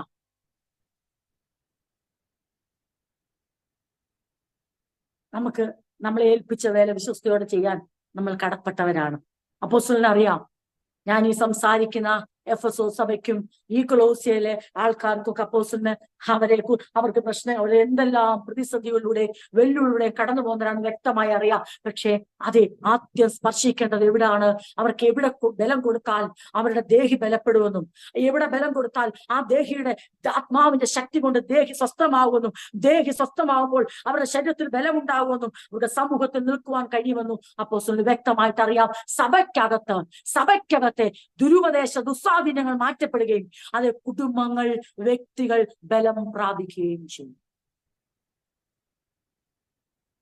നമുക്കാർക്കും, എന്റെ പ്രിയരെ, ഞാനൊരു കാര്യം പറയാം. വീണ്ടെടുക്കപ്പെട്ട ദൈവമക്കൾ തെറ്റിദ്ധരിക്കരുത്. ആരുടെയും കുടുംബ വിഷയം കയ്യിലെടുത്ത് നമുക്ക് അമ്മാനമാടി ആരെ സ്വസ്ഥമാക്കാൻ പറ്റത്തില്ല. ആരുടെയും ശാരീരിക പ്രശ്നങ്ങൾ കയ്യിലെടുത്ത് അതിനുവേണ്ടി നമുക്ക് ഒന്നും ചെയ്യാൻ നമുക്ക് കഴിയത്തില്ല. നാം നിരന്തരമായി പ്രാർത്ഥിക്കുമെന്നുള്ളതിന് ഒരു സംശയവുമില്ല. പക്ഷേ അപ്പോഴും ആ വ്യക്തികൾക്ക് വേണ്ട മാറ്റങ്ങൾ സംഭവിക്കണമെങ്കിൽ ആ വ്യക്തികളുടെ ആത്മാവിന് വേണ്ട ബലം വചനത്താൽ അവർ ഏറ്റെടുത്തെങ്കിൽ മാത്രമേ അവരുടെ ദേഹി സ്വസ്ഥമാകത്തുള്ളൂ. അപ്പോസ്തലൻ പറയുന്നു, അപ്പോസ്തലന്റെ പ്രാർത്ഥന എന്തെന്ന് ഇവരെ അറിയിക്കുക. പ്രാർത്ഥനകൾ മുടക്കിയിട്ടില്ല. ഈ മുടങ്ങാതെ പ്രാർത്ഥിച്ചത് എന്തുവാ? അത് അവരറിയണമല്ലോ.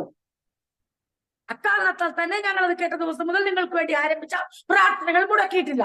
പക്ഷെ നിങ്ങൾ അറിയണം, ഈ മുടങ്ങാതെ ഞാൻ പ്രാർത്ഥിക്കുന്നത് എന്തുവാ? നിങ്ങൾ എല്ലാ വിവേകത്തോടും ആത്മീക ജ്ഞാനത്തോടും കൂടെ ദൈവഹിതത്തെ കുറിച്ചുള്ള പരിജ്ഞാനത്തിൽ നിറഞ്ഞവരാകണം. നിങ്ങൾക്കൊരു complete knowledge of God's will ഉണ്ടാകണം. ദൈവത്തിന് തന്റെ മക്കളെ കുറിച്ചുള്ള ഹിതത്തെക്കുറിച്ചുള്ള ഒരു പരിജ്ഞാനം നിങ്ങൾക്കുണ്ടാകണം. ഇനി നിങ്ങൾക്കൊരു സ്പിരിച്വൽ വിസ്ഡം, ആത്മീകമായൊരു ജ്ഞാനം, നിങ്ങൾക്ക് വിവേകമുണ്ടാകണം. എന്നിട്ട് ഇങ്ങനെ നമ്മുടെ ജീവിതത്തിൽ ദൈവഹിതത്തെ കുറിച്ചുള്ള പരിജ്ഞാനവും വിവേകവും ആത്മീക ജ്ഞാനവും സഭയ്ക്ക് സിദ്ധിച്ചാൽ, സഭയ്ക്ക് അത് കരസ്ഥമാക്കിയാൽ എന്താ അതിന്റെ അനന്തരഫലം? എല്ലാ കാര്യത്തിലും കർത്താവിനെ പ്രസാദിപ്പിച്ചുകൊണ്ട് അവിടുത്തേക്ക് യോഗ്യമാം വിധം ജീവിച്ചും സകല സൽപ്രവൃത്തികളിലും ഫലം കായ്ച്ചും. വെറുതെ നമുക്ക് ദൈവത്തെ പ്രസാദിപ്പിക്കാൻ പറ്റത്തില്ല. ദൈവഹിതത്തെ കുറിച്ചുള്ള പരിജ്ഞാനം നമ്മുടെ ഉള്ളിൽ നിറയുമ്പോഴാണ് അത് അനുസരിക്കാൻ പറ്റുന്നത്. അത് അനുസരിക്കുമ്പോഴാണ് ദൈവത്തെ പ്രസാദിപ്പിക്കാൻ പറ്റത്തുള്ളൂ. ദൈവത്തെ പ്രസാദിപ്പിക്കുക അർത്ഥാൽ എന്തോ? ദൈവത്തെ പ്രസാദിപ്പിക്കുക എന്ന് പറഞ്ഞാൽ ഒരാൾ എന്തോ ദൈവത്തെ പ്രസാദിപ്പിക്കുക എന്ന് പറഞ്ഞാൽ അർത്ഥം എന്തോ? ദൈവത്തിന്റെ സ്വീകാര്യത, അംഗീകാരം നേടുക. ദൈവത്തെ പ്രസാദിപ്പിക്കുക എന്ന് പറഞ്ഞാൽ ഒരു വേറെ സംസ്കാരത്തിൽ ചിന്തിച്ചിട്ട് നമ്മളിങ്ങനെ പ്രാർത്ഥിപ്പാൻ ദൈവം പ്രസാദിക്കുമ്പോൾ വരമരുളുന്നു, അങ്ങനെയല്ല. ഇത് ഓൾറെഡി വരമരുളിയേക്കുക. കർത്താവ് വരമരുളാൻ വേണ്ടിയല്ല ഇവിടെ ദൈവത്തെ പ്രസാദിപ്പിക്കണേ. അത് നമ്മുടെ ലോക സംസ്കാരത്തിന്റെ പല ഭാഗങ്ങൾ എടുത്തു നോക്കിയാൽ പ്രസാദിപ്പിച്ചിട്ട് വരം മേടിക്കുക. പക്ഷെ ഇത് വരം മേടിച്ചിട്ട്, അതായത് ദാനങ്ങൾ പ്രാപിച്ചവർ ഇപ്പൊ എന്ത് ചെയ്യാണ്? ദൈവത്തിന്റെ വഴികളിലൂടെ നടന്ന് ദൈവത്തിന്റെ പ്രസാദം നേടുക എന്ന് പറഞ്ഞാൽ ദൈവത്തിന്റെ സാക്ഷ്യം പ്രാപിക്കുക. ദൈവത്തെ പ്രസാദിപ്പിച്ച് നമുക്ക് ഈ രക്ഷ നേടാൻ പറ്റത്തില്ലായിരുന്നു. അതാര് ചെയ്തു? പുത്രൻ ചെയ്തു. ദൈവത്തിന് പ്രസാദമുള്ള യാഗം അർപ്പിക്കാൻ ആരിറങ്ങി വന്നു? പുത്രൻ ഇറങ്ങി വന്നു. പിതാവിനെ പ്രസാദിപ്പിച്ചു. പിതാവിന് മുന്നിൽ തന്നെ ഏൽപ്പിച്ചു കൊടുത്ത പുത്രൻ കരസ്ഥമാക്കിയ ആ ജയത്തിന്റെ ആ രക്ഷ നമുക്ക് വിശ്വാസത്തിലൂടെ കരസ്ഥമാക്കിയിട്ട് നമ്മളിപ്പോ എന്ത് ചെയ്യാണ്? നമ്മൾ തന്റെ പുത്രനിലൂടെ രക്ഷിക്കപ്പെട്ട തന്റെ മക്കൾ തങ്ങളുടെ ജീവിത ലക്ഷ്യത്തെ മാറ്റിമറിക്കുകയാണ്. ഇതുവരെ എനിക്ക് ഒറ്റ ലക്ഷ്യമേ ഉണ്ടായിരുന്നു, മറ്റു ചിലരെ പ്രസാദിപ്പിക്കണം, ചിലരെയൊക്കെ എനിക്ക് പ്രസാദിപ്പിച്ച് ചിലതൊക്കെ കരസ്ഥമാക്കണം, ഈ ഭൂമിയിലെ ആയുസ് എനിക്ക് ചിലതൊക്കെ നേടണം, എനിക്ക് ചിലതൊക്കെ എത്തിച്ചേരണം, എനിക്ക് ഇങ്ങനെ ജീവിച്ചാൽ പോരാ എന്ന് പറഞ്ഞുകൊണ്ട് മറ്റെന്തിനോ വേണ്ടി വല്ലാതെ ആഗ്രഹിച്ച നമ്മളിപ്പോൾ രക്ഷിക്കപ്പെട്ട ദൈവമക്കളുടെ ലക്ഷ്യം മാറ്റുക. എന്തുകൊണ്ടാണ് ലക്ഷ്യം മാറുന്നത്? ദൈവിക പരിജ്ഞാനം, ദൈവഹിതത്തെ കുറിച്ചുള്ള ആ പരിജ്ഞാനം നാം കേൾക്കുമ്പോൾ നമുക്ക് മനസ്സിലാകും, ഇനിയും എനിക്കിഷ്ടമുള്ള പോലെ ജീവിക്കാനല്ല എന്നെ വിളിച്ചത്, മറിച്ച് ദൈവത്തിന് ഇഷ്ടമുള്ള പോലെ ജീവിക്കുവാനാണ്. അതിന് പറയുന്ന പേരാണ് ദൈവത്തെ പ്രസാദിപ്പിക്കുക, അല്ലെങ്കിൽ ദൈവത്തിന്റെ അംഗീകാരം. എന്തുവാ? രക്ഷ പ്രാപിക്കാനുള്ള അംഗീകാരമല്ല, രക്ഷിക്കപ്പെട്ടവർ ദൈവത്തിന് യോഗ്യമാവണം ജീവിക്കുന്നു, വിശുദ്ധീകരണത്തിനായി തങ്ങളുടെ അവയവങ്ങളെ ദൈവത്തിന് വിട്ടുകൊടുക്കുന്നു. അതാണ് ദൈവപ്രസാദമുള്ള ജീവിതം. അങ്ങനെ ജീവിക്കണമെങ്കിൽ അപ്പോസ്തലൻ പറയുകയാണ്, ഞാൻ നിങ്ങൾക്ക് വേണ്ടി പ്രാർത്ഥിക്കുന്നുണ്ട്, ദൈവഹിതത്തെ കുറിച്ചുള്ള പരിജ്ഞാനം ദൈവമേ ഇവർക്ക് കൊടുക്കണേ, ഇവർക്ക് കൊടുക്കണേ, ഇവർക്ക് വിവേകം കൊടുക്കണേ. അവർക്ക് എന്തെല്ലാം വേണ്ടവരായിരിക്കും ഓർത്തോടെ. അവരുടെ പ്രാർത്ഥനാ വിഷയങ്ങൾ എടുത്താൽ വലിയൊരു ലിസ്റ്റ് കാണും. അവരുടെ ഭൗതിക വിഷയങ്ങൾ എടുത്താൽ തീരാത്ത പോലെ ലിസ്റ്റ് കാണും. പക്ഷെ അപ്പോസ്തലൻ പറയുകയാണ്, നിങ്ങൾ തെറ്റിദ്ധരിക്കരുതേ, ഞാൻ ഈ മുടങ്ങാതെ പ്രാർത്ഥിച്ചെന്തിനാ നിങ്ങളൊന്ന് അറിയുന്നത് നല്ലതാ. എന്റെ ലക്ഷ്യം എന്തെന്ന് ചോദിച്ചാൽ നിങ്ങളുടെ ഉള്ളിൽ ദൈവത്തെ കുറിച്ചുള്ള പരിജ്ഞാനം നിറഞ്ഞു കവിയണം, വിവേകം ഉണ്ടാകണം നിങ്ങൾക്ക്. ഞാൻ ഇത് പറയാൻ കാര്യം, എന്റെ പ്രിയപ്പെട്ടവരെ, ഈ വിവേകം എന്ന് പറയുന്ന കാര്യം, അല്ലെങ്കിൽ ആ സ്പിരിച്വൽ വിസ്ഡം ആൻഡ് അണ്ടർസ്റ്റാൻഡിങ് ഉണ്ടല്ലോ, നമ്മളെ ശരിക്കും ഇവിടെ താഴെ പറയുന്ന പോലെ എല്ലാ കാര്യത്തിലും കർത്താവിനെ പ്രസാദിപ്പിച്ചുകൊണ്ട് അവിടത്തേക്ക് യോഗ്യമാംവിധം ജീവിച്ചും സകല സൽപ്രവൃത്തികളിലും ഫലം കായ്ച്ചും. അപ്പൊ ഫലം കായ്ച്ചു തുടങ്ങി ഇവര്, ആത്മാവിന്റെ ഫലം ഇവരിൽ പുറപ്പെട്ടു തുടങ്ങി. അപ്പൊ യോഗ്യമാകുമെന്ന് ജീവിക്കുവാൻ ഒരു വിശ്വാസിക്ക്, ഒരു ശിഷ്യന് ഏറ്റവും ആവശ്യമായിരിക്കുന്നത് സ്പിരിച്വൽ വിസ്ഡവും അണ്ടർസ്റ്റാൻഡിങ്ങുമാണ്. കാരണം ഞാൻ പറയാം, അപ്പോസ്തലൻ ഇങ്ങനെ പ്രാർത്ഥിച്ചില്ല, ദൈവമേ ഇവർക്ക് നല്ല വികാരങ്ങൾ കൊടുക്കണേ എന്ന് പ്രാർത്ഥിച്ചില്ല. കാരണം ഓൾറെഡി അതുണ്ട്. എന്തുവാ? സങ്കടപ്പെടാനുള്ളത്, ദേഷ്യപ്പെടാനുള്ളത്, മുഷിയാനുള്ളത്, വിഷാദത്തിലേക്ക് പോകാനുള്ളത്. പഞ്ചേന്ദ്രിയങ്ങളുടെ പ്രവർത്തനം അതിശക്തമായി നടക്കുന്നവരെ കൊലോസിലുള്ളവരും. രക്ഷിക്കപ്പെട്ട ഒരു വിശ്വാസിനെ പഞ്ചേന്ദ്രിയങ്ങളെ മരവിപ്പിച്ചിട്ടില്ല. വികാരങ്ങൾ ഏത് സമയം തിരതള്ളും. ജീവിതത്തിൽ പ്രതിസന്ധികൾ ഉണ്ടാകുമ്പോൾ ഒരു മനുഷ്യന് സ്വാഭാവികമായി വിവേകമല്ല ഉണ്ടാകുന്നത്, വികാരമാണ് ഉണ്ടാകുന്നത്. ആ സമയത്ത് വികാരങ്ങളാൽ ശക്തമായി നിയന്ത്രിക്കപ്പെടുവാൻ ഒരാത്മീയനും അനാത്മീയനും ഒരുപോലെ ഇടയാകും. പക്ഷേ പരിശുദ്ധാത്മാവിന്റെ ഫലം ഒരുവനിൽ വരുമ്പോൾ അതിനകത്തൊരു കാര്യം കൂടെ എഴുതിയിട്ടുണ്ട്. ആത്മാവിന്റെ പരിശുദ്ധാത്മാവിന്റെ ഫലത്തെ കുറിച്ച് പറയുമ്പോൾ love, patience, peace, kindness, gentleness, faithfulness എന്ന് പറഞ്ഞിട്ട് ഒരു കാര്യം കൂടെ അവസാനം എഴുതിയിട്ടുണ്ട്, ആൻഡ് സെൽഫ് കൺട്രോൾ, ഇന്ദ്രിയ ജയം. ആത്മാവിന്റെ ഫ്രൂട്ടിനകത്ത്, ഫലത്തിനകത്ത് സ്നേഹത്തിൽ ആരംഭിച്ച് ഇന്ദ്രിയ ജയത്തിലാണ് അത് നിർത്തിയിരിക്കുന്നത്. സ്നേഹത്തിൽ ആരംഭിച്ചിട്ട് അതേ വികാരത്തിൽ അവസാനിപ്പിക്കുന്നതല്ല.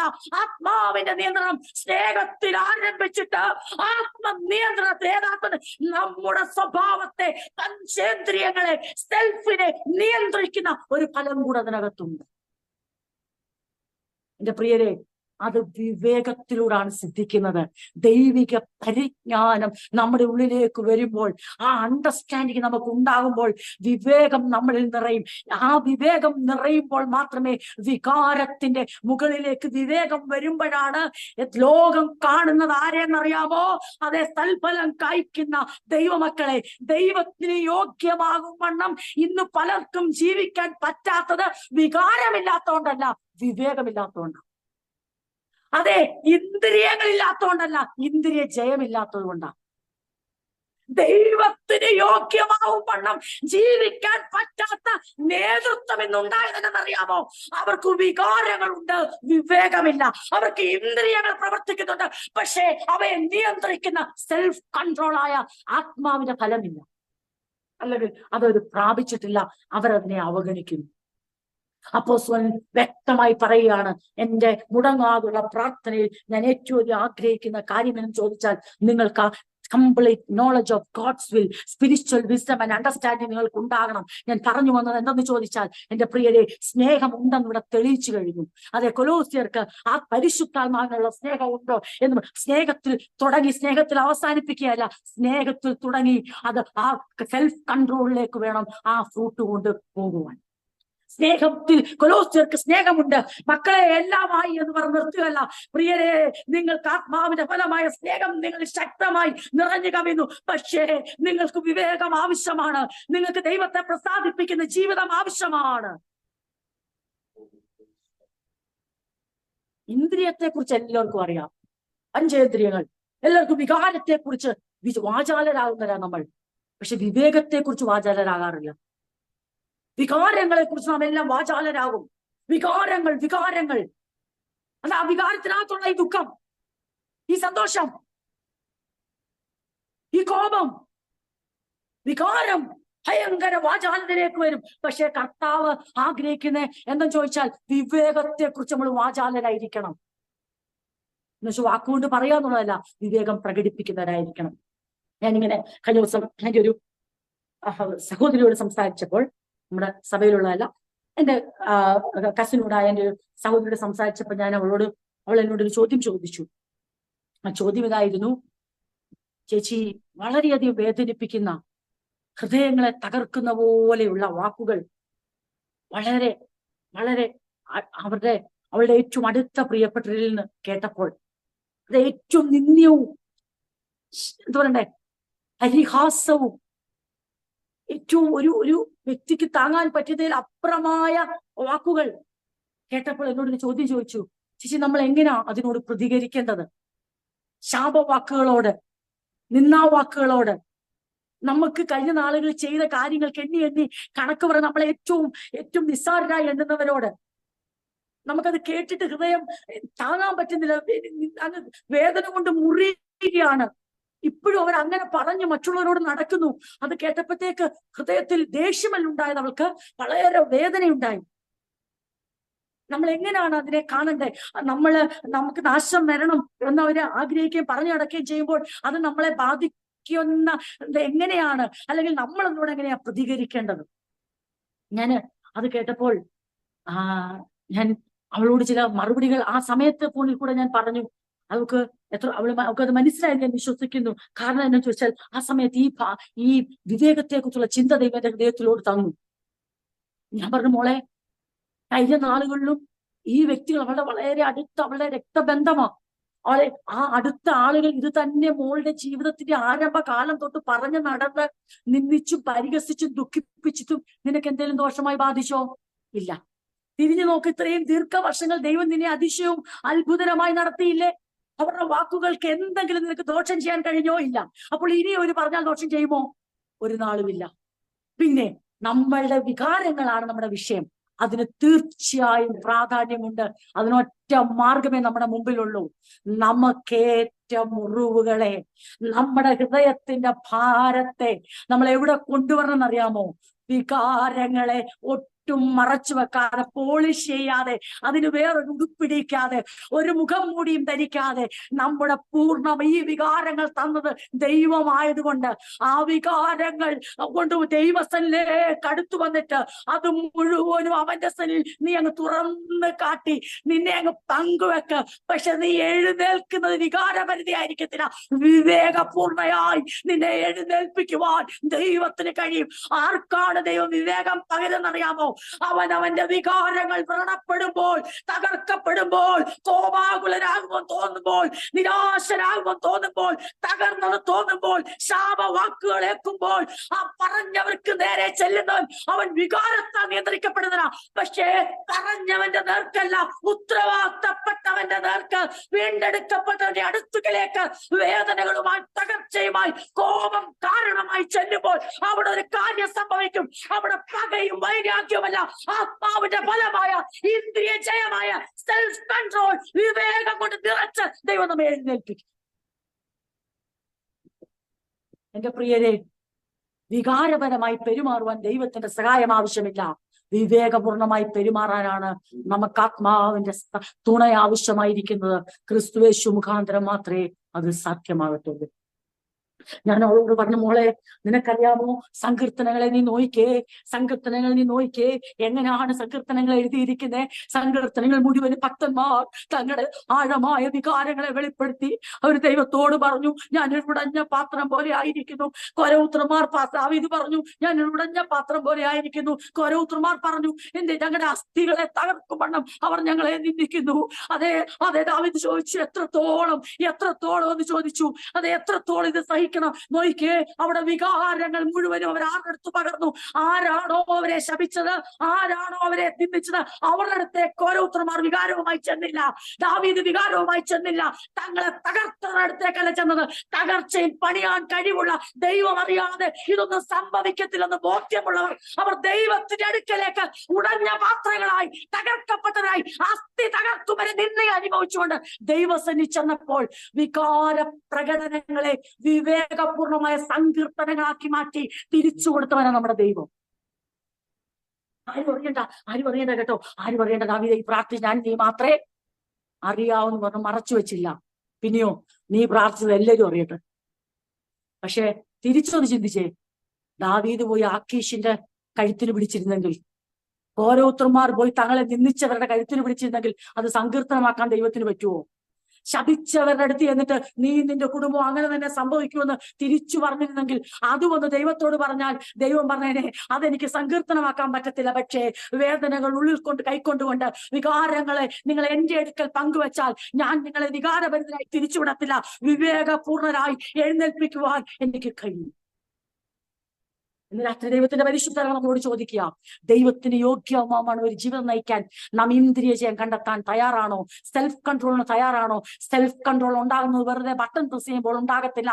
അതൊരു റോബോട്ട് പോലെ ചലിക്കുന്നതല്ല, അതൊരു മിഷൻ ഇടുമ്പോൾ സംഭവിക്കുന്നതല്ല, ഓൺ ചെയ്യുമ്പോൾ സംഭവിക്കുന്നില്ല. അതിനെന്തു വേണം? പച്ച ഹൃദയങ്ങൾ, മുറിവേറ്റ ഹൃദയങ്ങൾ, കോപാകുലമാകും തോന്നുന്ന, പ്രതികരിക്കും, പൊട്ടിത്തെറിക്കുമെന്ന് തോന്നുന്ന, തകർന്നും തോന്നുന്ന ആ വികാര വായ്പോടുകൂടെ എത്തേണ്ടവരുടെ അടുത്ത് എത്തി വികാരങ്ങൾ തന്ന ദൈവത്തോട് അത് തുറന്നു പറയുമ്പോൾ എന്റെ ദൈവം അന്ന് ദാവീദിനോടും കോരപുത്രന്മാരോട് മാത്രമല്ല, തന്റെ പുത്രനോട് മാത്രമല്ല, അപ്പോസ്തലന്മാരോട് മാത്രമല്ല, നമ്മളോട് ദൈവം വിശ്വസ്തനായിരിക്കും. അവൻ നമ്മളെ വിവേകപൂർണരായി എഴുന്നേൽപ്പിക്കും. ഞാൻ എന്നിട്ട് അവളോട് ഇങ്ങനെ പറഞ്ഞു, മോളെ, ദൈവത്തിൽ വികാരം പ്രകടിപ്പിക്കുന്നവൻ അതെ, അവനെ ലോകം അവന്റെ വികാരമല്ല കാണുന്നത്, ലോകം അവന്റെ വിവേകം കാണും. നാം തീരുമാനിക്കണം ഇന്ന്, മനുഷ്യന്റെ വികാര പ്രകടനങ്ങൾ കാണണോ അതോ ദൈവം പകരുന്ന വിവേകം കാണണോ എന്ന് ഇന്ന് രാത്രി നമ്മുടെ തീരുമാനമാണ്. വികാരം മാത്രം കണ്ടാൽ മതിയെങ്കിൽ ഒരു പ്രശ്നവുമില്ല, പൊക്കോ, ഇഷ്ടം പോലെ ചെയ്തോ, ഇഷ്ടം പോലെ പറഞ്ഞോ, ഇഷ്ടം പോലെ ജീവിച്ചോ. അല്ല, ലോകം നമ്മളിൽ ദൈവം നിറയ്ക്കുന്ന വിവേകം കാണണമെങ്കിൽ ദൈവത്തിന് മുട്ടുമടക്കി ദൈവത്തിൽ നിന്നുള്ള കൃപ പ്രാപിക്കാതെ, ആ ദാനങ്ങളെ പ്രാപിക്കാതെ നമുക്ക് ലോകത്തിന്റെ മുമ്പിൽ ദൈവത്തിന്റെ വിവേകം വെളിപ്പെടുത്താൻ പറ്റത്തില്ല. യേശു വ്യക്തമായത് ചെയ്തിരുന്നു. പകലേൽക്കുന്ന എല്ലാ മുറിവുകളും യേശു പിതാവിനോട് പങ്കുവെച്ചിരുന്നു. പകലേൽക്കുന്ന എല്ലാ അപമാനങ്ങളും നാളെ എങ്ങനെ അവരെ എതിരിടണം. എനിക്ക് ബെൽസബൂലുണ്ട്, ഭൂതങ്ങളുടെ തലവനാണ് എന്നിൽ പറഞ്ഞവനെ അടുത്ത ദിവസത്തിലെ പ്രസംഗത്തിൽ എങ്ങനെ ആക്രമിക്കണം എന്നല്ല ദൈവം കർത്താവ് ചിന്തിച്ചത്. ആ വേദന എങ്ങനെ പിതാവിന്റെ സന്നിധിയിൽ പങ്കുവെക്കണം. ഞാൻ കൈസർക്ക് കരം കൊടുക്കുന്ന വിഹിതമാണെന്ന് പറഞ്ഞിട്ടും വിഹിതമല്ലെന്നുള്ള വാർത്ത നാട്ടിൽ പരന്നെങ്കിൽ ആ വാർത്തയെ എങ്ങനെ നേരിടണമെന്ന് യേശു ചിന്തിച്ചത്. കർത്താവേ, അങ്ങനെ യേശു പ്രാർത്ഥിച്ചുകൊണ്ടാണ് ശിഷ്യന്മാർക്ക് ഒരു സന്ദേശം കൊടുത്തത്.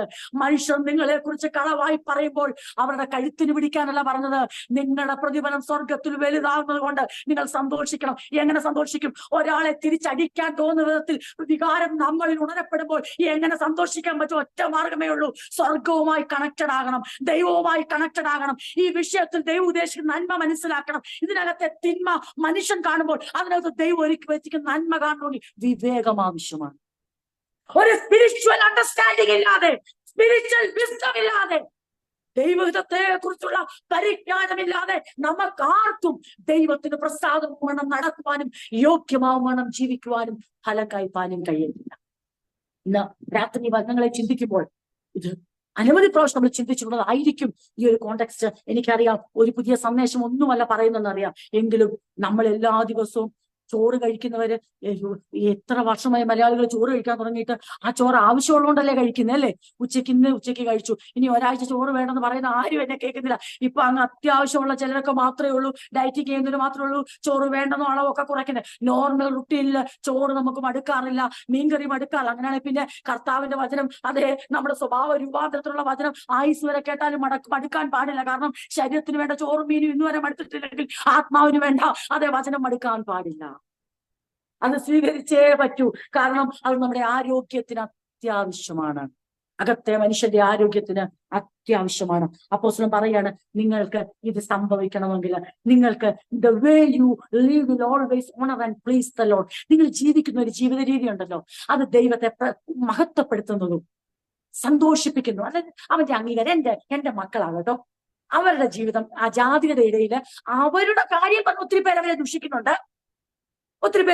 എന്താ വായിരുന്നു, എത്ര നാളായി, അത് ദുഷിച്ചോണ്ട്. പക്ഷെ കർത്താവ് പറയണം, അവരെ ഒത്തിരി പേര് എന്റെ പേര് പറഞ്ഞ് ദുഷിക്കുന്നുണ്ട്, പക്ഷെ അവരുടെ ജീവിതം ഇന്നുവരെ എന്നെ ദുഷിക്കുന്ന ഒരു പ്രവൃത്തിയും അവരിൽ നില്ലെന്ന് പറയുന്നതാണ് ദൈവത്തിന് യോഗ്യമാമുള്ള ജീവിതം.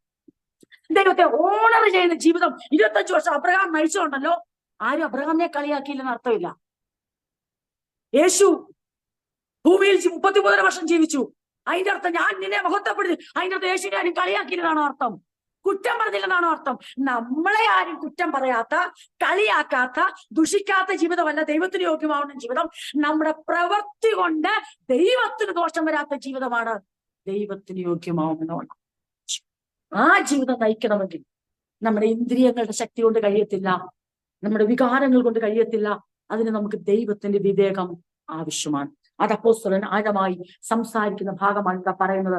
Your life will produce every kind of good fruit. You will grow as you learn to know God better and better. നമുക്ക് ദൈവത്തിന്റെ, നമ്മൾ ആ ഭാഗം ഇങ്ങനെയാണ് നമ്മൾ വായിച്ചത്. അത് ഞാൻ മുഴുവിപ്പിക്കാം. എന്നിട്ട് എന്ത് ചെയ്യാണ് അവൻ? അന്ന് നമുക്ക് 11-ാം വാക്യം, വളരണമെന്നും സകല സഹിഷ്ണുതയ്ക്കും ദീർഘക്ഷമയ്ക്കുമായി അവന്റെ മഹത്വത്തിന്റെ വല്ലഭത്തിനൊത്തവണ്ണം പൂർണ്ണ ശക്തിയോടെ ബലപ്പെടണം. എന്തിനാ ഈ പൂർണ്ണ ശക്തിയോടെ ബലപ്പെടുന്നത്? സകല സഹിഷ്ണുതയും ദീർഘക്ഷമയും കാണിക്കാൻ വേണ്ടി അവിടുത്തെ മഹത്വകരമായ ആധിപത്യത്തിനൊത്തവണ്ണം എല്ലാ ശക്തിയും പ്രാപിച്ചു ബലപ്പെടണമെന്നും. ദൈവത്തിന്റെ ശക്തി പ്രാപിച്ച് നമ്മൾ ബലപ്പെടേണ്ടത് നമ്മൾ ഇച്ചിരി ശക്തി കുറഞ്ഞിട്ട് ജീവിക്കാൻ വേണ്ടിയാ. അത് മനസ്സിലായില്ലേ? ദൈവത്തിന്റെ ശക്തി നമ്മളിൽ എന്തിനാ വ്യാപരിപ്പിക്കുന്ന അറിയാവോ? നമ്മുടെ ശക്തി ഇച്ചിരി കുറയ്ക്കാനാ. കാരണം നമ്മുടെ ശക്തിയുടെ പ്രകടനം ഏതാണ്? ദീർഘക്ഷമയുടെ ഓപ്പോസിറ്റ് എന്താന്ന് ചിന്തിച്ചാൽ മതി. സഹിഷ്ണുതയുടെ ഓപ്പോസിറ്റ് ഞാൻ പറയുന്നില്ല, അത് ചിന്തിച്ചാൽ മതി. അതാണ് നമ്മുടെ ശക്തി പ്രകടനം. ദൈവത്തിന്റെ ശക്തി നമ്മളിൽ അധിവസിക്കുമ്പോ നമ്മുടെ ശക്തി വർദ്ധിക്കത്തില്ല കേട്ടോ. അങ്ങനെ തെറ്റിദ്ധരിക്കല്ലേ, അങ്ങനെ തെറ്റിദ്ധരിക്കരുതേ. അവിടുത്തെ മഹത്വകരമായ ആധിപത്യത്തിനൊത്തവണ്ണം എല്ലാ ശക്തിയും പ്രാപിച്ച് നമ്മൾ ബലപ്പെടുമ്പോ നമ്മുടെ ശക്തി ക്ഷയിക്കും. എന്തിനുള്ള ശക്തി? ആ ശക്തി ക്ഷയിക്കുന്നതിന് പറയുന്ന പേരാണ് സെൽഫ് കൺട്രോൾ. ശക്തി ഒത്തിരി ഉള്ളതിന് പറയുന്ന പേരാണ് സെൽഫ് കൺട്രോൾ ഇല്ല. അപ്പൊ നമ്മൾ തീരുമാനിച്ചോണം, ശക്തിമാന്മാരായി ജീവിക്കണോ, ദൈവത്തിന്റെ ശക്തിയുടെ അധിവാസത്തിൽ ജീവിക്കണോ? നാം ശക്തിമാന്മാരായി ജീവിക്കുവാണെങ്കിൽ സെൽഫ് കൺട്രോൾ എന്നൊരു കാര്യമേ കാണത്തില്ല. ദൈവത്തിന്റെ ശക്തിയുടെ അധിവാസം നമ്മളിൽ ഉണ്ടായി നമ്മൾ ബലപ്പെടുമ്പോൾ അതിന്റെ റിസൾട്ട് എന്നോ? Self control. പലയിടത്തും മൗനം, പലയിടത്തും പൊട്ടിത്തെറികളില്ല, പലയിടത്തും സഹിഷ്ണുത, ദീർഘക്ഷമ. അപ്പൊ നമ്മളിപ്പോ ആരായി തീർന്നു? നമ്മളപ്പോ ശക്തിമാന്മാരായോ? അതോ അപ്പൊ റിസൾട്ട് വന്നപ്പോ എന്തുവാ? വായിക്കുമ്പോൾ നല്ല രസമാ. എന്ത് രസമാ വായിക്കാൻ! അവിടുത്തെ മഹത്വകരമായ ആധിപത്യത്തിനൊത്തവണ്ണം എല്ലാ ശക്തിയും പ്രാപിച്ചു. എന്നിട്ട് ഇതങ്ങോട്ട് കോണ്ടെക്സ്റ്റ് ചെയ്ത് പുറത്തോട്ട് എടുത്താൽ മതി. ഈ സന്ദർഭത്തിൽ ഈ വാക്യം അടർത്തിയെടുത്താൽ ഇവിടുന്ന് ഞാൻ നിങ്ങളെ ഇളക്കി മറിക്കാം. ഈ ശക്തിയാണ് ദൈവമക്കളെ നമ്മുടെ ശക്തി. ഈ ശക്തി കൊണ്ട് നമ്മൾ അരമുറുക്കിയാൽ നമ്മൾ ഈ ലോകത്തെ ചലഞ്ച്. ഈ ശക്തി കൊണ്ട് അതൊക്കെ ഒരുത്തരും നമ്മുടെ നേരെ നിൽക്കത്തില്ല. ഈ ശക്തി കൊണ്ട് അരമുറുക്കിയാൽ തല കുനിക്കപ്പെടുത്തിരുന്നു. ഈ സന്ദർഭത്തിൽ ഇതങ്ങ് അടർത്തിയെടുത്താൽ സൂമിലായി ഇരിക്കുന്നത് പോലും നിങ്ങൾ മറന്നുപോകും. പക്ഷെ അടർത്തിയെടുക്കാൻ പറ്റത്തില്ല. കാരണം എന്തുവാ? വചനത്തിന്റെ ദൈവിക മർമ്മങ്ങളുടെ വിശ്വസ്ത ഗൃഹവിചാരകരായിരുന്നേ അല്ലെ ആഗ്രഹമുണ്ട്. ഈ ദേഹി പറയാം, അടർത്ത്. ജനം കുറച്ചു നാളായിട്ട് ഈ രൂപാന്തരം കേൾക്കുന്നു. ഇനി ഇത് ഇച്ചിരി അടർത്തി പ്രസംഗിക്കാൻ ദേഹി പറയും. പക്ഷെ മനസ്സിലൊരു കാര്യം അറിയാൻ പറ്റത്തില്ല. കാരണം കാര്യവിചാരത്തിന് ഒറ്റ കാര്യം പ്രതീക്ഷിക്കുന്നുള്ളൂ. ആർപ്പോ ഇമ്മോ ഇടേണ്ട കാര്യമില്ല. നിങ്ങൾ വിശ്വസ്തരായിരുന്ന അപ്പൊ ഇത് വായിക്കുമ്പോ അയ്യോ ഭയങ്കര ശക്തിയേറിയൊരു വചനമല്ലേ? ഒന്ന് വായിച്ചേ. അവന്റെ സകല സഹിഷ്ണുതയും ദീർഘക്ഷമയ്ക്കുമായി അവന്റെ മഹത്വത്തിന്റെ വല്ലഭത്തിനൊത്തവണ്ണം പൂർണ്ണ ശക്തിയോടെ ബലപ്പെടണമെന്ന്. മഹത്വത്തിന്റെ വല്ലഭം, അവന്റെ പൂർണ്ണ ശക്തിയുടെ ബലം നമ്മൾ അനുഭവിക്കണം. പക്ഷെ ചോദ്യം ഫോർ വാട്ട് എന്ന് ചോദിക്കുമ്പോ നമ്മുടെ എല്ലാ ഉശിരും അങ്ങ് പോകും. എന്തിനു വേണ്ടിയാ കർത്താവെ ഞങ്ങൾ ഈ പൂർണ്ണ ശക്തിയോടെ ബലപ്പെടുന്നത്? ഞങ്ങൾക്ക് തോന്നി അത് എല്ലാ മതിലുകളെ ഇടിക്കാനും എല്ലാരെയും ഭയപ്പെടുത്തി. ഈ നാട്ടിൽ ഒരു വലിയ പണ്ട് കാലത്ത് റൗഡികളൊക്കെ ജീവിച്ചപ്പം അവരെ പേടിച്ച ആൾക്കാർ അവർ തല്ലുമെന്നോർത്ത് പേടിച്ചു മാറി. അവര് മദ്യപാനികൾ വരുമ്പോൾ ഒരു ചീത്ത വിളിക്കുന്നോർത്ത് പേടിച്ചു മാറി. ഞങ്ങൾ ഇത് പ്രാർത്ഥിക്കുന്നത് ഈ മഹത്വത്തിന്റെ വല്ലഭത്തിന്റെ ശക്തി ഞങ്ങളിൽ ബലപ്പെടുമ്പോൾ ഞങ്ങൾ ഇനി ചീത്ത പറയത്തും തല്ലത്തൊന്നുമില്ല. പക്ഷെ ദൈവം തീയാണ്, അഗ്നിയാണ്, ദഹിപ്പിക്കുന്നു. എല്ലാവരും ഞങ്ങൾ ഇത് മാറി നിൽക്കണം. ഒരു കുറ്റവും പറയരുത്, ശപിക്കരുത്, വള്ളു പറയരുത്. എല്ലാവരും ഭയന്ന് ദൈവം ദഹിപ്പിക്കുന്ന അഗ്നിയാണ് ഞങ്ങളെ കാണുമ്പോൾ തോന്നാൻ വേണ്ടിയായിരുന്നു. അങ്ങനെ ആയിരുന്നെങ്കിൽ ഈ ശക്തി പ്രാപിച്ചിട്ടൊരു ഗമയുണ്ടെന്ന്. പക്ഷെ ഈ ശക്തി പ്രാപിക്കുന്ന എന്തിനു വേണ്ടിയാ? ദൈവം ദഹിപ്പിക്കുന്ന അഗ്നിയായി നമ്മളെ കാണിക്കാനല്ല.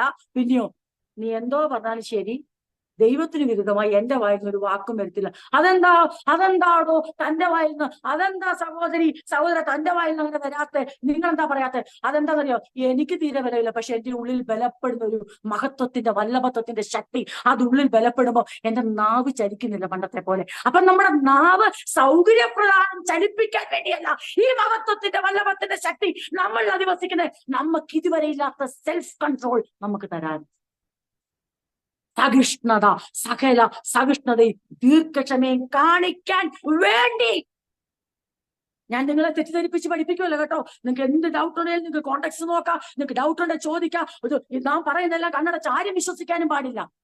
സകല സഹിഷ്ണുതയും ദീർഘക്ഷമയും കാണിക്കാൻ വേണ്ടി അവിടുത്തെ മഹത്വകരമായ ആധിപത്യത്തിനൊത്തവണ്ണം എല്ലാ ശക്തിയും പ്രാപിച്ച് ബലപ്പെടണമെന്നും വിശുദ്ധർക്ക് പ്രകാശത്തിലുള്ള അവകാശത്തിന്റെ ഓഹരിക്ക് നിങ്ങളെ യോഗ്യരാക്കി. ഞാൻ എന്റെ വാക്കുകളെ ഇവിടെ അവസാനിപ്പിക്കുക. എന്റെ പ്രിയരെ,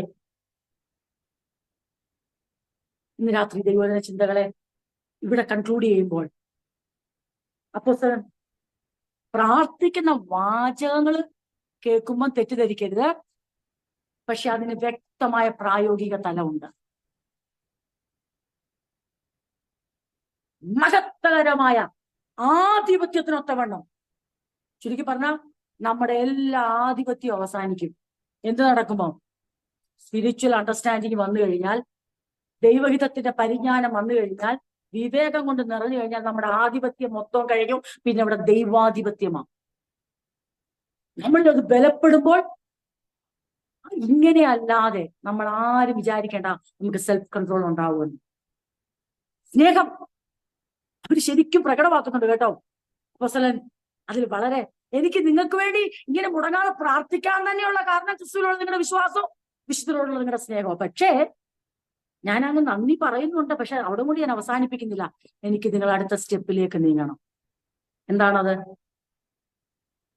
ദൈവഹിതത്തെക്കുറിച്ചുള്ള നിങ്ങൾക്ക് പരിജ്ഞാനവും സ്പിരിച്വൽ വിസ്ഡവും ആത്മീക പരിജ്ഞാനവും വിവേകവും നിങ്ങളിൽ ഉണ്ടാകണം. ഞാൻ ഇനി ഒരു കാര്യം പ്രിയപ്പെട്ടോട് പറയട്ടെ. പരിശുദ്ധാത്മാവിന്റെ ഫലമായ സ്നേഹം അവരിൽ ഉണ്ടായെന്ന് എങ്ങനെ അപ്പോസ്തലൻ അറിഞ്ഞേ? അവർക്ക് വിശുദ്ധന്മാരോടുള്ള സഹവിശ്വാസത്തിലുള്ള സ്നേഹമാണെങ്കിൽ ഇന്ന് രാത്രി ഒരു ചോദ്യം നമുക്ക് നമ്മളോട് തന്നെ ചോദിക്കാം. ദൈവഹിതത്തെക്കുറിച്ചുള്ള പരിജ്ഞാനവും ആത്മീകമായ ജ്ഞാനവും വിവേകവും എന്നിലുണ്ട്, നമ്മുടെ സഭയ്ക്കുണ്ടെന്ന് എങ്ങനെയാ ശുശ്രൂഷകർക്കുണ്ടെന്ന് സഭയും സഭയ്ക്കുണ്ടെന്ന് ശുശ്രൂഷയിലും അറിയുന്നത് എങ്ങനെയാ? പ്രസംഗത്തിലാണോ, സാക്ഷ്യത്തിലാണോ, ജീവിതത്തിലാണോ? സകല സഹിഷ്ണുതയും ദീർഘക്ഷമയും ഒരാൾ കാണിക്കുമ്പോൾ ഓർത്തോണം. സ്നേഹം, സഹിഷ്ണുത, ദീർഘക്ഷമ ഇതാ കാണിക്കുമ്പോൾ ഓർത്തോണം അവരിൽ എന്ത് വ്യാപരിക്കാന്നറിയാവോ? അവന്റെ മഹിമാധിക്യത്തിന്റെ ശക്തി, അവന്റെ ആധിപത്യം അവരിൽ ബലപ്പെടുക.